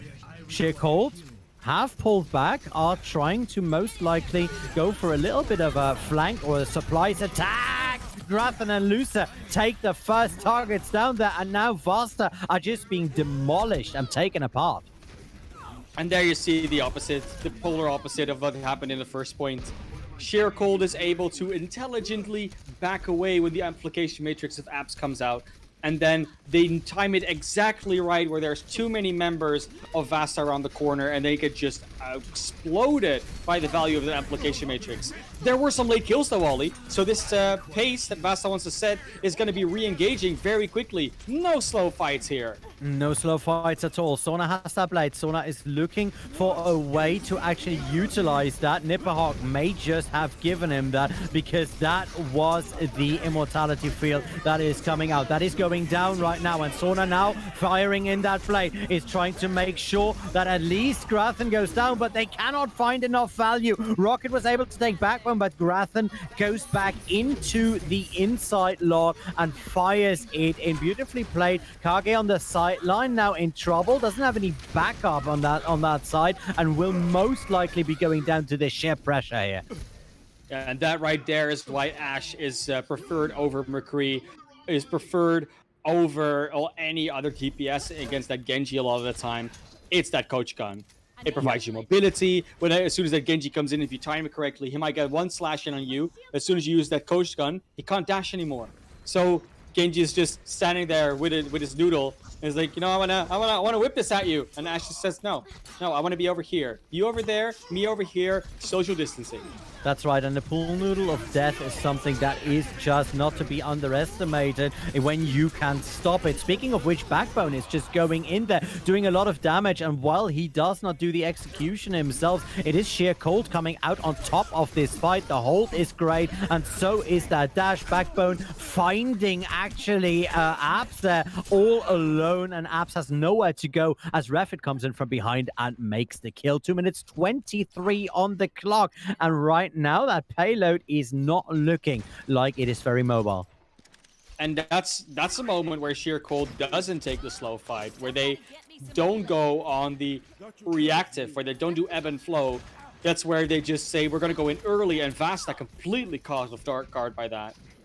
No, that's right. Another high ground defense. I know you have your thoughts about that, but it might just actually work out for Sheer Cold because Grathen is just such a damaging alternative to anything that VASTA have on the field right now. We'll see whether or not they will stay up there. No, actually, they elect to jump down. That graffiti flux is huge, though. There's a lot of damage coming up on that high set into that immortality field, but still, the damage or the healing it takes to actually heal all of that up is just not there. And Alex shows us exactly what that would look like. Kage gets Grathen on the sideline. There's Sona with the blade, going for it, has nothing to lose, finds Shade and tries to go for Refit. Immediately gets pulled back there though, and Alex closes the door after a nice double kill for Sona. 1 minute and 13 on the clock, and while it is looking good for VASTA, Sheer Cold was able to diminish a lot of that momentum. 5 minutes 20 going into streets, only a minute left, and there will be another contest here because Sheer Cold is all around them. But that's maybe not where they want to be. They want to fight at 6, and they can't do that right now when they're all over the place. Nipperhawk in a bit of trouble right there. Backbone just going through there, making some nice VASTA sashimi, and I know that is... What? Stagger. That's a stagger. You don't want to kill him too quickly. But about an extra because now with 35 seconds, Abs won't spawn until it's like 28 seconds left. And there will be a sprint to that card because it's very far away from that spawn. Yes, you have some ultimates ready, VASTA, but you only have 23 seconds to try and come up with a quick executed plan because otherwise you're just going to get poked down before you even make it to the objective. We'll see whether or not this is going to work out. 12 seconds on the clock, 10 seconds right now. And we do see that they try to move in there. Grathen already finds Abs. The accretion is also coming out there, making sure that a lot of damage is being negated. They need to actually give up on that immortality field. Nipperhawk going up there with a graphitic flux of their own. Needs to try and destroy that immortality field. A lot of healing already coming out. Sheer Cold absolutely unfazed. The only one being down is Grathen. The overtime wick is going down. No one there to touch it. And this should close it out. And that means that the film is over and Sheer Cold have been the star. Sheer Cold pulls out the 2-1 lead here in this series over VASTA. It took them a while to get warm, but they sure seem fired up right now. The engine's roaring at full capacity. And this is more of what a lot of people might have been expecting. Where VASTA, yes, they could win a fight or two, but in that entire attack, that's all they did. They won like, what, 3 fights in total or something? Yeah, something First like point, 1 in streets, and another one in streets, something like that. And that is what you look for, you know, in Sheer Cold Vasta. You expect Sheer Cold to come out on top, and Vasta, regardless, has still been doing a very valiant job. I do not at all think that Vasta needs to be written off just yet, but it is looking like Sheer Cold has their number at the moment. Vasta playing a great game. Absolutely agree with that. But Sheer Cold, in that they have just the experience of seeing a lot of these, you know, a lot of teams, whether it's slow teams, it's fast teams, there's a lot of approaches that they've already seen, that they've already played through, and probably have scrimmed or even just fought it a million times. I don't think Sheer Cold can be surprised that easily, even by a team as fast as Vasta Gaming. And I think if you look at the current maps they've been going through, there's definitely a case to be made to say that Vasta might actually be able to pull something out. Because if you go to Control, it's, you know, more open, more chaos. You fight more like flanks and different maneuvers. It's hard to stay together as a team a lot of the time. Yeah, it's not the case with 2CP. You know, Assault, very organized, very close together. It's similarly so on a lot of parts of Hybrid. And then when you go to Escort, it gets more towards that control side of things, where there's an objective, both teams want to fight over it. Yes, the objective moves, but the complete setup for the defense consistently is a lot harder to create. It's a lot more about momentum. And that is something that Vasta can actually build up. They're actually able to do that, win the first fight and keep on going from there. So going into Route 66, there is a realistic possibility that a team like Vasta Gaming can get that momentum going and completely run over a team like Sheer Cold.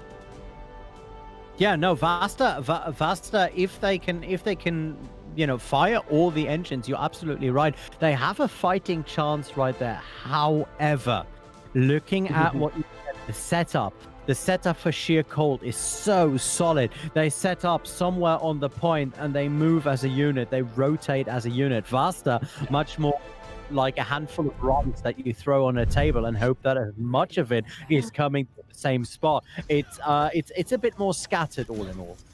Yeah, a bunch of D20s versus, I don't know, like something else. I don't know.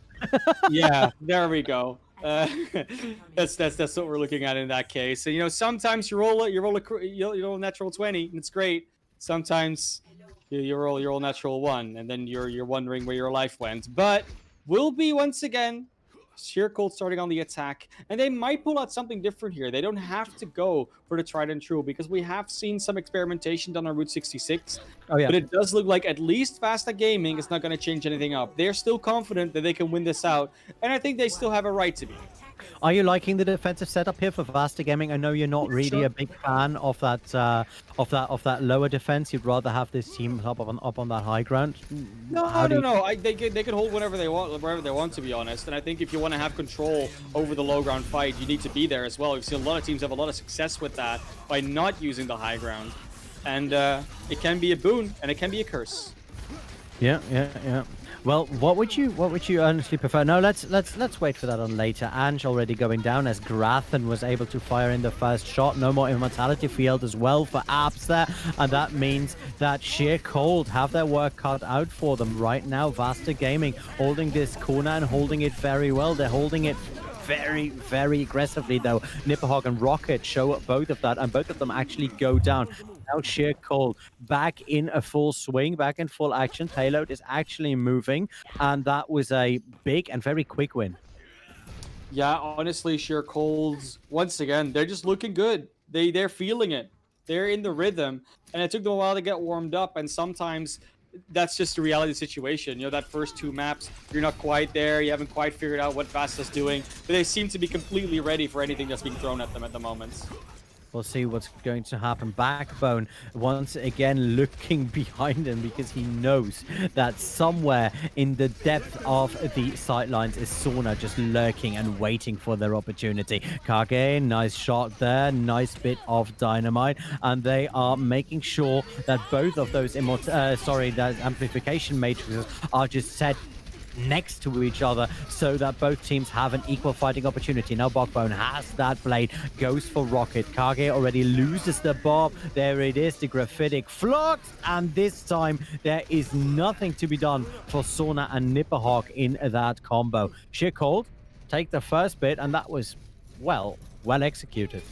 Yeah, just 2 fight wins, clearly moving on to the next one, and they're not even taking their time anymore. Like they were maybe taking their time before because they just weren't quite sure yet. They just still feeling out VASTA a little bit, but it doesn't seem to be the case. They want to take that space. They want to go aggressive. They want to use the ultimates that they have, and they're setting a pace that VASTA Gaming is just not able to match at the moment. Well, what would happen? Right? I mean, yes. I mean, VASTA also not entirely playing like they were playing in map 1. I feel like they have lost a little bit of that zing, but that might just be me. Yeah, definitely. But that's also because they're not really allowed to play that way anymore, right? Like if Sheer Cold finally matches up to that pace, Sheer Cold finally starts playing aggressively and actively as well. Sona pulls out that blade, goes for backbone, but is unable to take more value of that. It did look very hairy before he even jumped fully down there. Was at 40% health, 60% of that immediately being fired down by Grathan, and Grathan actually executed it at the end of the day. But the approach there with that blade could have gone a lot worse for Sheer Cold's part. It could have, and they're still now have to wait until they can attack more. There's a nice dynamite that comes out, gets some value, but doesn't quite kill anything. A lot of lower health bars there on both sides. They finally do get healed up, but Grathan still in a bit of a precarious spot around the Bob. Bob actually coming all the way across that roof. Now both of the Bobs are there, but the one Bob is firing on the other. So that means Kage's Bob will be going down earlier for VASTA Gaming, but Kage on the other side is able to get backbone out of that, and that may just give them a little bit of an edge. Nipperhawk now going in for the brawl, has that graphitic flux, will not use it most likely as Grathan is fighting. Sona up in the high drop, nice deflect there by Sona, and they are not done yet. Sona pulling back, 15 hit points still on the clock there, and Ange is fighting off backbone as they coming back from the spawn. Alex has a flux of their own. So we'll see what is going to happen in the next push. In a bit of trouble, almost overextends, but has the blade back ready. Both Genjis roaring to go. It will be very decisive here for either of the teams. Which team wins this, well, without investing too many ultimates, is going to be very happy. There we go. The flux is going out. Both of the blades are going out as well. Alex finding Nipperhawk there with that ultimate, and that means that there is a fighting chance for Sheer Cold right now. Refit on the side is able to just knock Sona out of the life there. Lucer takes Rocket. That payload is not being stopped and should be coming on 2.2 right away. 3 minutes on the clock, and we are going into the last stretch of this Route 66. Amplification matrix value has been so good for Sheer Cold and not as good for VASTA Gaming. Like, that's really where so much difference between these teams comes from, because of the engages that Sheer Cold is making with their amplification matrices. They're able to really get so much damage extra with them out. We'll see Sona once again with a good dash onto backbone. So the Genji fight being won here by the crazy one of the two, to be honest. Sona looking immediately for more targets here. Needs to pull back, needs to go to the rest of the team because he knows that the entirety of Sheer Cold will be looking for him if he stays there on his own. There's this graphitic flux. Very far away is the immortality field, but it still comes out in time. Beautifully played there and well responded by Lucer. Lucer and Refit, just a great support duo right there, and they're showing it to us every time. Yeah, they really are hard to deal with. They died a little early in Oasis, but they don't have no worry for their life at the moment. Sona down first, backbone falls. No more Genjis on the field. The Shimada bros are not everything that can get kills. Look at Rocket. Yeah, Rocket once again just taking down the Bob, making sure that the biggest threat on the map is no longer there, and now pushing that team forward and making sure that the payload is far behind enemy lines for Sheer Cold and not very easy to touch. Yeah, it's going to be VASTA Gaming having a fairly efficient defense so far. They're not really overinvesting ultimates. They're able to whittle down the time bank a bit more. And where Sheer Cold started out very aggressively, now they've slowed down again. They've gone back to their old ways, and we've seen what that can do to them. It can just completely halt their progress for a while. Well, on the other hand, on that third point, this deliberate playstyle that Shirkol has shown us so far may actually be the only way to crack a defense as ferocious as VASTA is showing us right now. There's the amplification matrix, and there's a blade coming in there from Sona. He's looking for something, gets stunned out, is half HP. Kage is able to close the deal on Lusa there for a second, and Sona finds Refit, so no more healing on the point here for Shirkol. VASTA, make sure that this is not over yet. 43 seconds on the clock, so I would say one more attack. But only if Shirkol actually go back to their former momentum. I mean, they really realistically only need to win one more fight. After that, it's all cleanup. And they have some tools to work with, but they haven't been able to drag enough ultimates out of VASTA to really make it a clear advantage. It's 4v4, realistically speaking. And Shirkol once again has to start a bit slow to build up the last few percentages of those. Gravitic Flux coming up there, and Nipperhawk looking for some target. Shade very low, so is Alex, but that immortality field making sure that nothing worse can happen. Kage is already losing that Bob. Maybe the sightlines of the Bob are a bit too obvious. Backbone this time coming in off the back of that Gravitic Flux, making a lot of noise with that blade. Has Kage in their sights though. Kage is aware of the Genji now, but very, very low, gets dashed through. Beautifully played, but now he finds Sona. Sona, very low, could have actually been a kill. Lusa closes it out. The overtime week still running. Alex has a kill onto Ange, and it is looking like Shirkol have this one in the bag, because especially Nipperhawk with that hamster decides to just move away. The Tracer has to recall, and that, as they say, is round one complete, and we are swapping sides. Swapping sides, and Shirkol just... I mean, they finally are able to do it. And once again, you see it happen, right? They use that Graphitic Flux and the blading combo. That doesn't immediately get a kill. I think they got one kill on the Nipperhawk from that. But if you see that same thing happen on the other side, whenever VASTA does that, the immortality field is beautiful. The immediate disengage from Shirkol after combo like that is also very well done and very well coordinated. And that is how Shirkol are able to deny ultimate value from VASTA. VASTA is throwing ultimates into a situation where they aren't quite ready to immediately follow up on said ultimate or said combo. They're just a bit too far away, and there's too much opportunity for Shirkol to just run away and get away from any danger that's follow-up for like a half health target.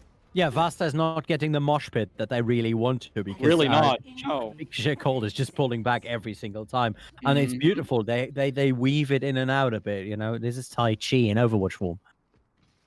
Pretty much. I guess that's a really good, way. I think more people might relate to water bending. You know, the ebb and the flow. You know, that's maybe just Tai Chi. Yeah, I know it is, but you know I know it's Tai Chi, but we're talking to an audience here, Ollie. I know, I'm a boomer. I'm sorry, I don't know any last whatever bender. It's fine. It was the last waterbender at least. At least you got that going for you. So it will be once again the same matchup between these teams. It's gonna be potentially the last half we see VASTA Gaming having to complete this map in order to keep their hopes alive, because it's very unlikely if they lose this series that they're going to be able to make it to Contenders. This game has stakes on it. Shirkol wants to lock up their spot with this victory. VASTA wants to keep their hopes alive, and with this attack, it's going to be potentially decided.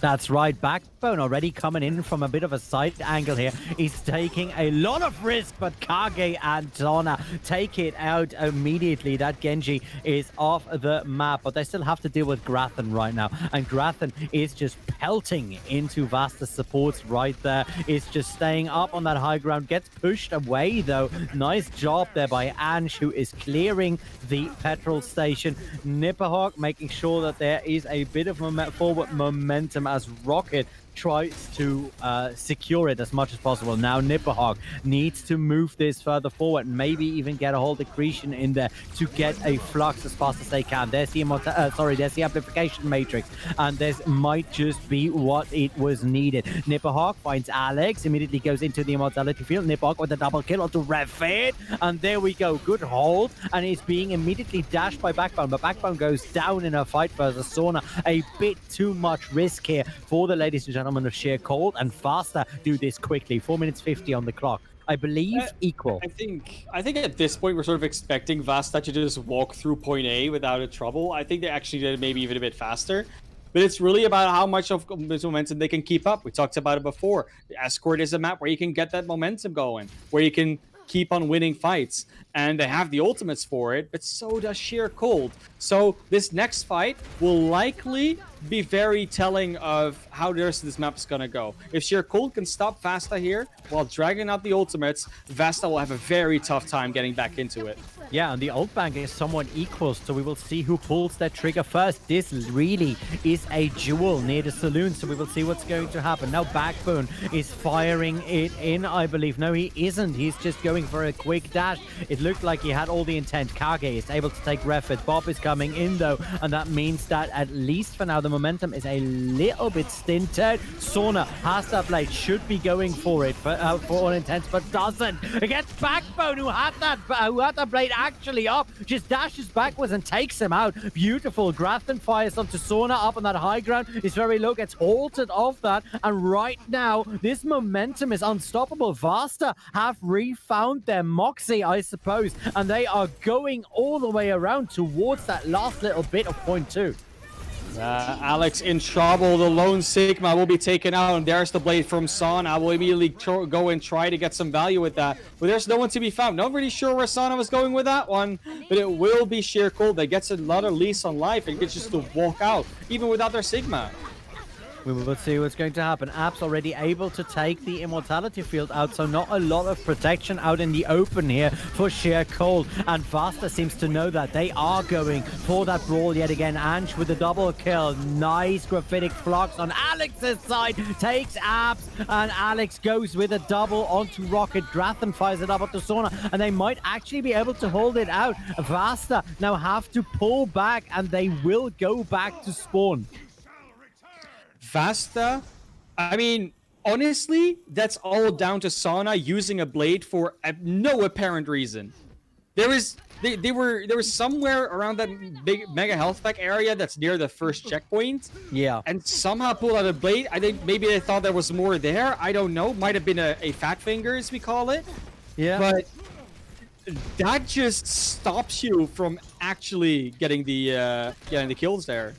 We do see VASTA this time trying to take the short road in there, but they need to be sure, and they need to make sure that they are not getting bogged down there in a bit of a close-range fight. That was a very, very good accretion onto onto Backbone there. Backbone only able to take Sauna, makes it out alive of that graphitic flux, and that is somewhat surprising, but at least Refit is pushing up daisies right now. Yeah, this fight looks to be going into the favor of VASTA. They're just cleaning up the last few picks. No more recontest is going to happen this time around. But Sheer Cold, shaving off like 4 minutes of that time bank after they almost got rolled in it. They've definitely been given a gift here. Sauna is going in deep, will be able to be repelled here, but it will all be about VASTA regaining their momentum, because they still haven't really done that. They're still in a position where they could easily be held for 2 minutes 45 in this. They're not rolling right now. No, that's right. That's right. They are less hesitant than they were maybe on Hollywood. But it is still not the VASTA that we saw on that first point, where it is just all in and just fire it out. Hope that something is going to happen for you. That is just absolutely good. 96% to the blade here for Sauna. Has to pull back a bit, but is definitely ready to push the entirety of Sheer Cold into a bit of a choke point and then just go to slicing. We'll see what's going to happen. Nice graphitic flux there, and Sheer Cold in control of this. Ange coming down, Apps already down, so Sheer Cold, no way of VASTA, no way of actually surviving this, because Sheer Cold is just dominating it. 1 minute 50 on the clock. And these teams have such a different way of executing the ultimates as well. It's constantly Sheer Cold that comes out with the gravitic flux and then the blade, so you can kill them in the air before they hit the immortality field. And yeah, VASTA is just executing their own thing. They try to bait the immortality field and then go in. Oh, there we go. The blade coming out there. Backbone looking for some targets. Finds one in. Abs, Ref, and then Grathan follow it up with Shade in the back trail there. 1 minute 28 on the clock. And if they so wish, they could actually hold that all the way at spawn. Oh, it's totally possible. Like I mean, the cards now roll back to this first corner, so you will at least need to win 2 fights now. You got 1 minute 10 on the clock. This is your Trials life on the line here, Vasta. I want to see you pull it out. You have so many ultimates in the bank. Win that fight with 2 or 3, and then push it to the end. That's right, but there it is. The amplification metrics coming out for sheer cold right there, and that means that Vasta once again will be pushed back to the trenches. 1 minute left on the clock. Kage has that bar. Sends it over and might actually just get some value out of that, but that Bob is just being absolutely focused down. That's beautiful to see from a teamwork perspective. Now Sauna though, Sauna taking down 2, and he's not done yet, looking for more inside that immortality field. Lucer very low right there, takes it through, and this could just open up this entire thing. Ange with a double kill, this payload rolling yet again, and now you just have to sustain that before Sheer Cold have even the opportunity to go in there with a full 6-stack. Otherwise, this will be a brawl that is going to be a long time. Nipahog needs to be ready for this Flux. This is the Flux that could decide if they just go down here against Sheer Cold. Grathan on the Widowmaker trying to get the long angles, but Nipahog is ready. They want to press that button. They do want to press that button, but they don't see the opportunity just yet. They know they have it on the side. There it is. There it comes. 1 and 2 people up on top. A lot of damage being done, but Backbone coming in there, slicing down Abs. Rocket finally finds Backbone. This fight is not over just yet. Grathan going in with the Widowmaker this time, trying to make sure that it is close range, but Kage's Mob is closing it out. The overtime wing is going down. 2 more players up in there, and it's Alex who is going down. Shade still in there. Backbone now on the Doomfist, coming straight in, trying to make that extension for as long as they can, but Nipahog immediately puts a stop to it. There goes the ball. Sauna now with that blade, looks for targets, goes for Shade, goes for Lucer, and Nipahog close it out. There's the Diva all the way up there, but it is not enough. Round 2 is complete, and we are going into the next inning on Route 66. Oh, VASTA Gaming, every time we think it's over, you bring it back. 1 more round of Route 66. You extend your tournament live, but you need to win this one. It's going to be the first attack coming out from Sheer Cold. Last time around, both teams making it to point A without a halt. Last time, both teams getting very close to point B without a halt. But it was VASTA Gaming that got halted before point B, and it was Sheer Cold that only got halted when they got into point C. And that is where this difference is going to come out. Which team can either repeat or, well, not make the other team repeat the same thing they did before. And when you look at VASTA Gaming, I mean, they're hungry now. You know, they can feel it. They can feel they can bring this back. They can feel they can bring it to a map 5. And when we go to a map 5, anything can happen. Anything can happen. As soon as it's back in control, then every break is off. And we have seen that is just a fest to look at. And usually I don't root for either one of those teams, but I am rooting for that map 5 to come out and make us really, really happy tonight. Well, we're going to see soon what that's going to be like.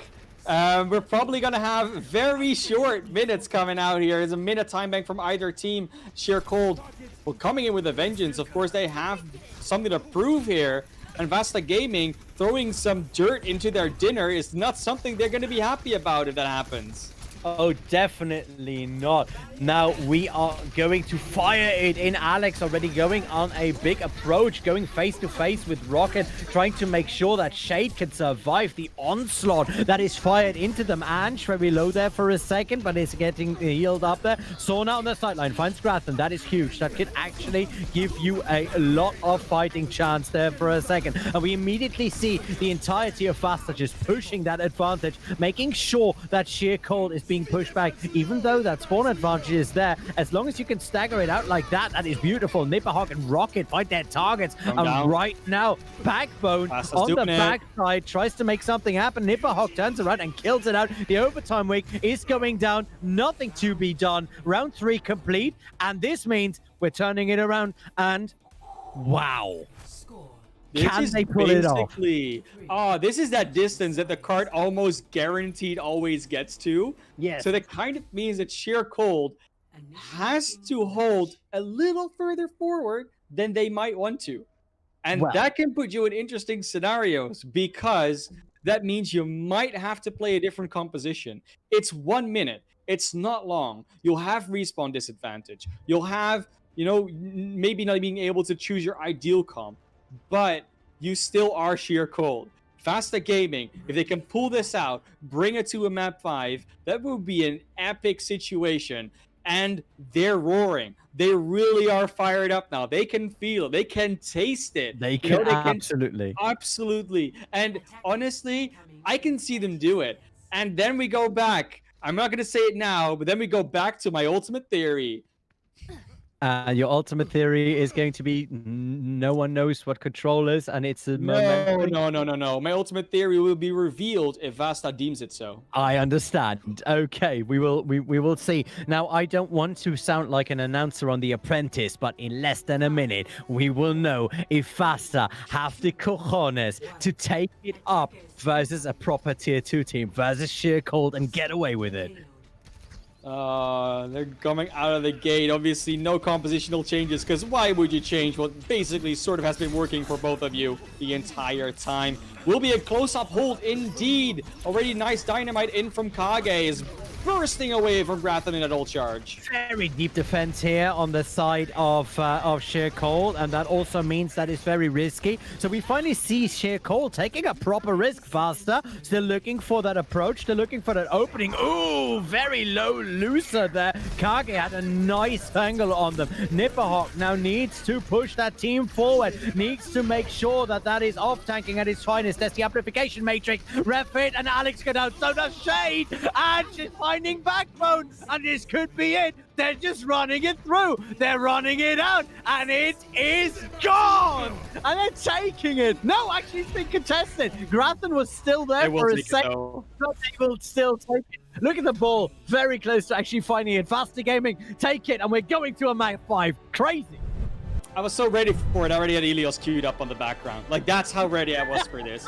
But honestly, Fasta Gaming, what are you doing to us? Like, why do you have to make it so difficult? You could have just won, and after map 1, and then take map 2, take map 3, but no, you have to send it to a map 5. And the reason why is because Fasta Gaming is great on 2 map types. And it happens to be that one of them is control. And you know the theory, if you're going to be in first to 3s or best of 5s, you only have to be good at 2 things, as long as one of them is control. That's true, because we are going into control part 2. Yeah. And, well, this is going to be very, very hard fought. Yeah, honestly, it's going to be really close again. I mean, we saw it on Oasis. It went to the 3rd map. There were very close ones. We're going to see it probably again on Elios.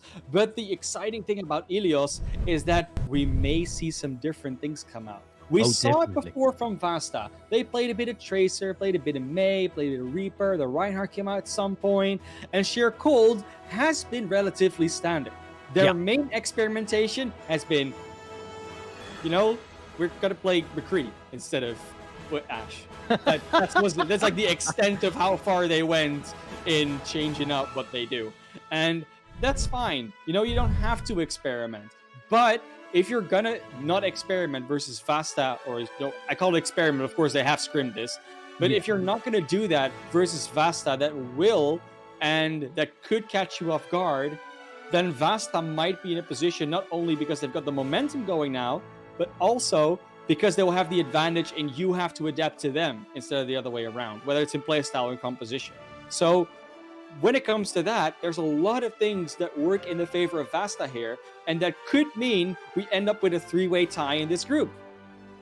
That could mean that we are going to go with a very, very short thing. I know that both of the teams are taking a little bit of a bio break, just making sure that they are ready for this setup. It might just be under a minute, but still, I need to wet my whistle for this. We know what the stakes are, so we are going to throw it to a 1-minute break, and we will be right back.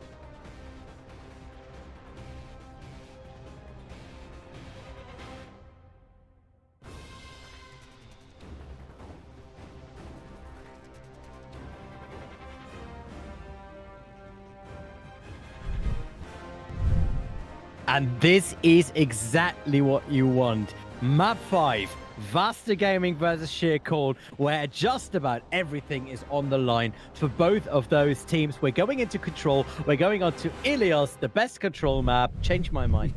And it is just a beautiful night of beautiful Overwatch. Just to remind you, I am the Olemancer. With me is the man of class, and we are so stoked to see this happen. Man of class, you have explained to us what you expect to be going on, but lean out the window. Make a prediction. Well, who's winning this? Well, so what would happen? The thing is, we keep saying about Control, right? It's very unpredictable, and the way these teams have been playing before, we know that the unpredictability usually has been working in the favor of VASTA. Whenever something gets thrown out the window, when there's not quite full meta being played, VASTA's looking pretty good versus the full-on, we're just gonna play meta and maybe change to a McCree instead of an Ashe, and that's like all we do. And that's really what what Sheer Cold's all about. Sheer Cold's all about, we play this comp, we play it really well, and they do. Oh yeah, definitely play it well. But we've seen that they are a more slow team sometimes, not as decisive, not as adaptive, not as this is how we do it, and that's what VASTA can capitalize on a map like Control. Maps up like Control, and Ilios especially has always been a bit of that what really gonna happen, because it has really, I would say, weird points, but they're a bit different from other ones. You have Widowmaker's Playground and Ruins, you have that huge gap in the middle in Well, and then you have Lighthouse, which has that off-center point, but then has no cover in front of it, but then around the point, and then there's environmental, like there's so much going on that. So yeah, Ilios really brings us very cool scenarios a lot of the time. We're gonna be starting on Well, the point that has been dubbed as yes you can play Pharah here point, and that's pretty fun, and we know that there are some pretty good Pharah players on either team, but I don't think we'll see that. I just think we will see something like a Tracer Genji on the side potentially of Sauna. Maybe we'll see a bit of a tank swap going on, but in general they're going to really probably stick with the double barrier and the Brigitte Baptiste, because whatever you throw at that, it's usually going to be fine, like that backline. We will see whether or not that backline will agree with you in just under 20 seconds. Looking at the team setups that have been shown so far, this looks pretty standard. There's no bunch of experimentation on this lineup. No, there really isn't. They're going to go with a tried and true, and why wouldn't you? Why take risks? Oh, wait, it's an important game. You might not want to do so in order to throw the other team off guard, but it's going to be Backbone and Sauna on the Genji, Grathan and Kage on the Ashe, Shade and Rocket on the Orisa, and Alex and Ippahog on the Sigma. And I don't even have time to do the supports, but they're also there, of course. And it's going to be really the decider. Who's going to extend their life in Trials? Who's going to make it more exciting or less exciting? That's right, and there is the first skirmish right there as Lusa loses the immortality field. Kage was able to go around the side, do a lot of damage here in that first little bit. Sauna looking for a bit of a setup. There it is, the hold, beautifully set up. The accretion doesn't really find Sauna, even though it was clearly meant for him. But the first amplification matrix coming out there for Sheer Cold on their sideline, and they are making full use of it. 3 people already down on the side of VASTA. The contested is going off that, and the real estate has been sold to Sheer Cold.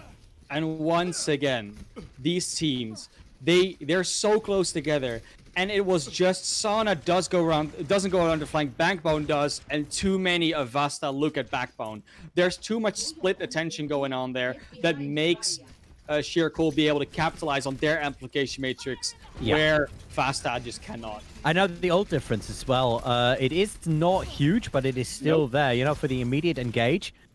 That could actually prove to be quite problematic. And there we go. We see it already happening. The Flux is out. Nipperhawk and Alex, but firing it in. There it is. The blade coming out from Backbone. Backbone finds Sauna. Grathan onto ANJ there. And this is looking like Sheer Cold have found their determination and just going full in. 40% on the clock right there. And they are just staggering out Kage for a little bit. And that was not the kind of push that VASTA would have wanted. No, it definitely wasn't. And they're not even holding on to more ultimates than Sheer Cold is here. Sheer Cold fully in the driver's seat. But we've seen this before. On Oasis, every single time without a fail, 99% or roughly 99% for Sheer Cold. And then VASTA comes back. So there's no hope lost just yet, but it's getting oh so close for Sheer Cold. We will see how they are going to deal with that now. The tank line going in yet again, and they want to fight in that little room rather than the open enclosure. Backbone going down, though. That might actually open things up. The Bob is coming in from the sideline for Sheer Cold there. Grafton's Bob making sure that immortality field is not doing a lot. Sauna this time coming in with the blade, looking for some targets. Cannot close the deal there directly on the tank line, but is able to take Refit down. And this is looking good for VASTA. 93%. This should be the turnover. They're taking it out. And this we have seen before. Yeah, we have seen this before. It's almost like a deja vu. Oh, it's almost like we're back to the same map type we started on. It's completely not surprising that they're able to do this. But now we're going to see if they're going to be able to hold on to it, because Control, and especially Elio as well, is that point you can stall for an eternity if you really, really want to. That's right. We do see the high ground approach coming in from Sheer Cold. Rocket was already prepared to go against that. Backbone has that blade, but needs to pull back because a supercharger is there. Now going down, though. And this is going to be an interesting little bit of story, because Backbone is around the back of the entire team. Should be able to make at least the play go. And there it is. The blade coming out. Kage already getting hit in the neck. Finds Rocket, goes for more, is actually going to fight versus Anch, who had to fire in that little bit of rally in order to save not only themselves but a little of their team, as it was left by Backbone. Now Backbone still in that backline, takes Snipperhawk, overtime rig running, 53 versus 99%, and Sheer Cold already again in control of that point. There is a ball on there, but is unable to hold on. Rocket was just running into that Bob. Kage on the other side, not able to fully touch it because Backbone was there to slice that Tracer up. Objective secured, and it is 0-1 over Sheer Cold. VASTA again with their backs against the wall, their Trials hopes, their Contenders hopes still alive. But it's all gonna come down to one more round of Control, and maybe even another after. But for now, going to Lighthouse, making sure that you are going to be able to win this one out is what VASTA's going to do. And we might actually see Kage stick on this Tracer, because while, yes, it's a Control map that still has high ground where Ashe can find value, the high ground is usually not as important as you think, especially if you can get the Genji up there to deny it. It will be Kage going over to the Ashe, but I would understand going for the Tracer, because there's so many corridors and little places you can just hide around, and you can dart around and just be a nuisance to the backline. Now, you want to have a close encounter of every kind on this map. The closer you can get to your opponent, the more you can make this into a little bit of a skirmish, into that mosh pit, the better it will be at the end of the day. Grathan has a very nice off angle there, was able to fire in a nice little bit of dynamite, and that means that Lusa is able to take abs unaware, unable to be fully healed there for a little bit, and that means Sheer Cold once again take the first couple of takes on that real estate, and that puts them in a very good position for the next fight or two at least. Sounded like a deer in headlights to seeing that deflect going on. Because the guy's gonna get a health back, and all of a sudden, ooh, there's an Ashe. Deflect, run away. I like seeing Genjis do that, but we will see now VASTA trying to re-engage. Of course, they are a lot of pressure, and Sauna falls straight away. Not the fight you wanted to take in VASTA. Definitely not the way you want to see that happen, especially when you are already one round down in such an important map. Backbone coming in over the side is just trying to look for a little bit of shuriken toss before that next blade is up and running. The old banks once again looking very good for Sheer Cold, though. Yeah, I mean, they're looking good for both teams. I don't think either team is very far away. It's just to be that quick engage, which Circle never does. So VASTA's still okay, but it's going to be apps falling early. Nice Holt accretion. Oh, Rocket immediately follows. The Holt accretion was absolutely instrumental in that. 54% on the clock. And we do see right now, VASTA may have actually used that last little bit of Spirit Bomb energy that they had left just to get here. And they don't seem to be able to close the deal. It's 66% on the clock and still counting, and VASTA is nowhere even close to countercapping. No, but we've seen VASTA do before. They will just run in now and cap it, right? That's how it works. But it could also be that Circle is just done with their shenanigans. They don't want to work with us anymore. Bob is on the point. They'll be able to contest at least, no matter how long this fight goes on. But it will be Circle so far staving off or dodging this attack from VASTA. That's right, another counter Bob, 88%. The Bob didn't complete that cap. Sona now has that ultimate, goes in for the first kill, but immediately gets out bobbed there by Gretchen, who was just able to use that coach gun, give themselves a little bit of room, and then make sure that Sheercold are able to survive it. They're doing it again. They're doing it again. 99% and you flip. On the back of Ange's ultimate, you know, that Inspire, that rally was beautiful.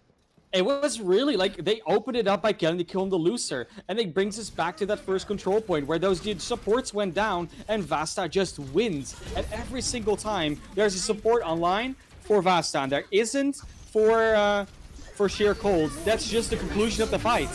No, that's right. But this time it looks like Sona is actually not able to get to the back line. I was about to say, but Lusa falls yet again, and Sona is still alive. Nibok has a double kill, 33% on the point right now, and they are just holding on to this right away. VASTA Gaming now taking this battle seriously, and they are giving it their all. The blade is ready for Sona yet again, and that may potentially be huge, but Backbone and Shade have theirs as well. Yeah, it's going to be so close, this one. And VASTA, they could just extend it to the next point. They go the engagement's going on with the blade. Straight in there. Backbone is already on to Abs and fights him down. Sona not able to counter that because they just get halted, and then accretion down. That was a nice stun over there. Sheercold now in a very good position with a man advantage. The Bob is coming out from Grathan and immediately fires into Ange. There it is. Gravity Flux fires onto Nipperhawk. Doesn't even have to power down in order to take him out. The other time we're going down, and this is over. Sheercold show why they are just fantastic and are just ready for that next season of Contenders. Oh, and if you're VASTA, it's gotta feel very bitter, but a bit bittersweet as well, because you did so well against Sheercold, the Contenders team to beat, the team that everyone in here was like, yeah, they're gonna be fine. They're just gonna win 4-0 and they'll be done, or 5-0, whatever. They'll be done. Yeah, no, it wasn't that easy for them, but it still looks like they're on track to do that. Sheercold must be feeling amazing from this one, but VASTA even more so, because they're the ones that were coming in and making Sheercold sweat. Wow, yeah, I can imagine that if you go into this, you look at the predictions that everyone can just basically see over at the Discord, and you see yourself being disfavored by 90%. Yeah, more than 90, I believe. And then you give them a run for the money like that? That's crazy. When does that happen? The only thing that could have made this better, that could have made this into a full Disney movie, was if VASTA would have actually taken the cake at this point. Yeah, it really would have been. So what we're going to do now is we're not even going to throw to a break, because I think we just want to straight away go into that momentum and have a talk with Shade from Sheercold. We'll have the beautiful tank player in the chat, of course. Welcome, Shade, to our lovely stream. Hello. Thank you for having me. Thank you for being here. Are you okay? Yeah, I'm fine. Thank you.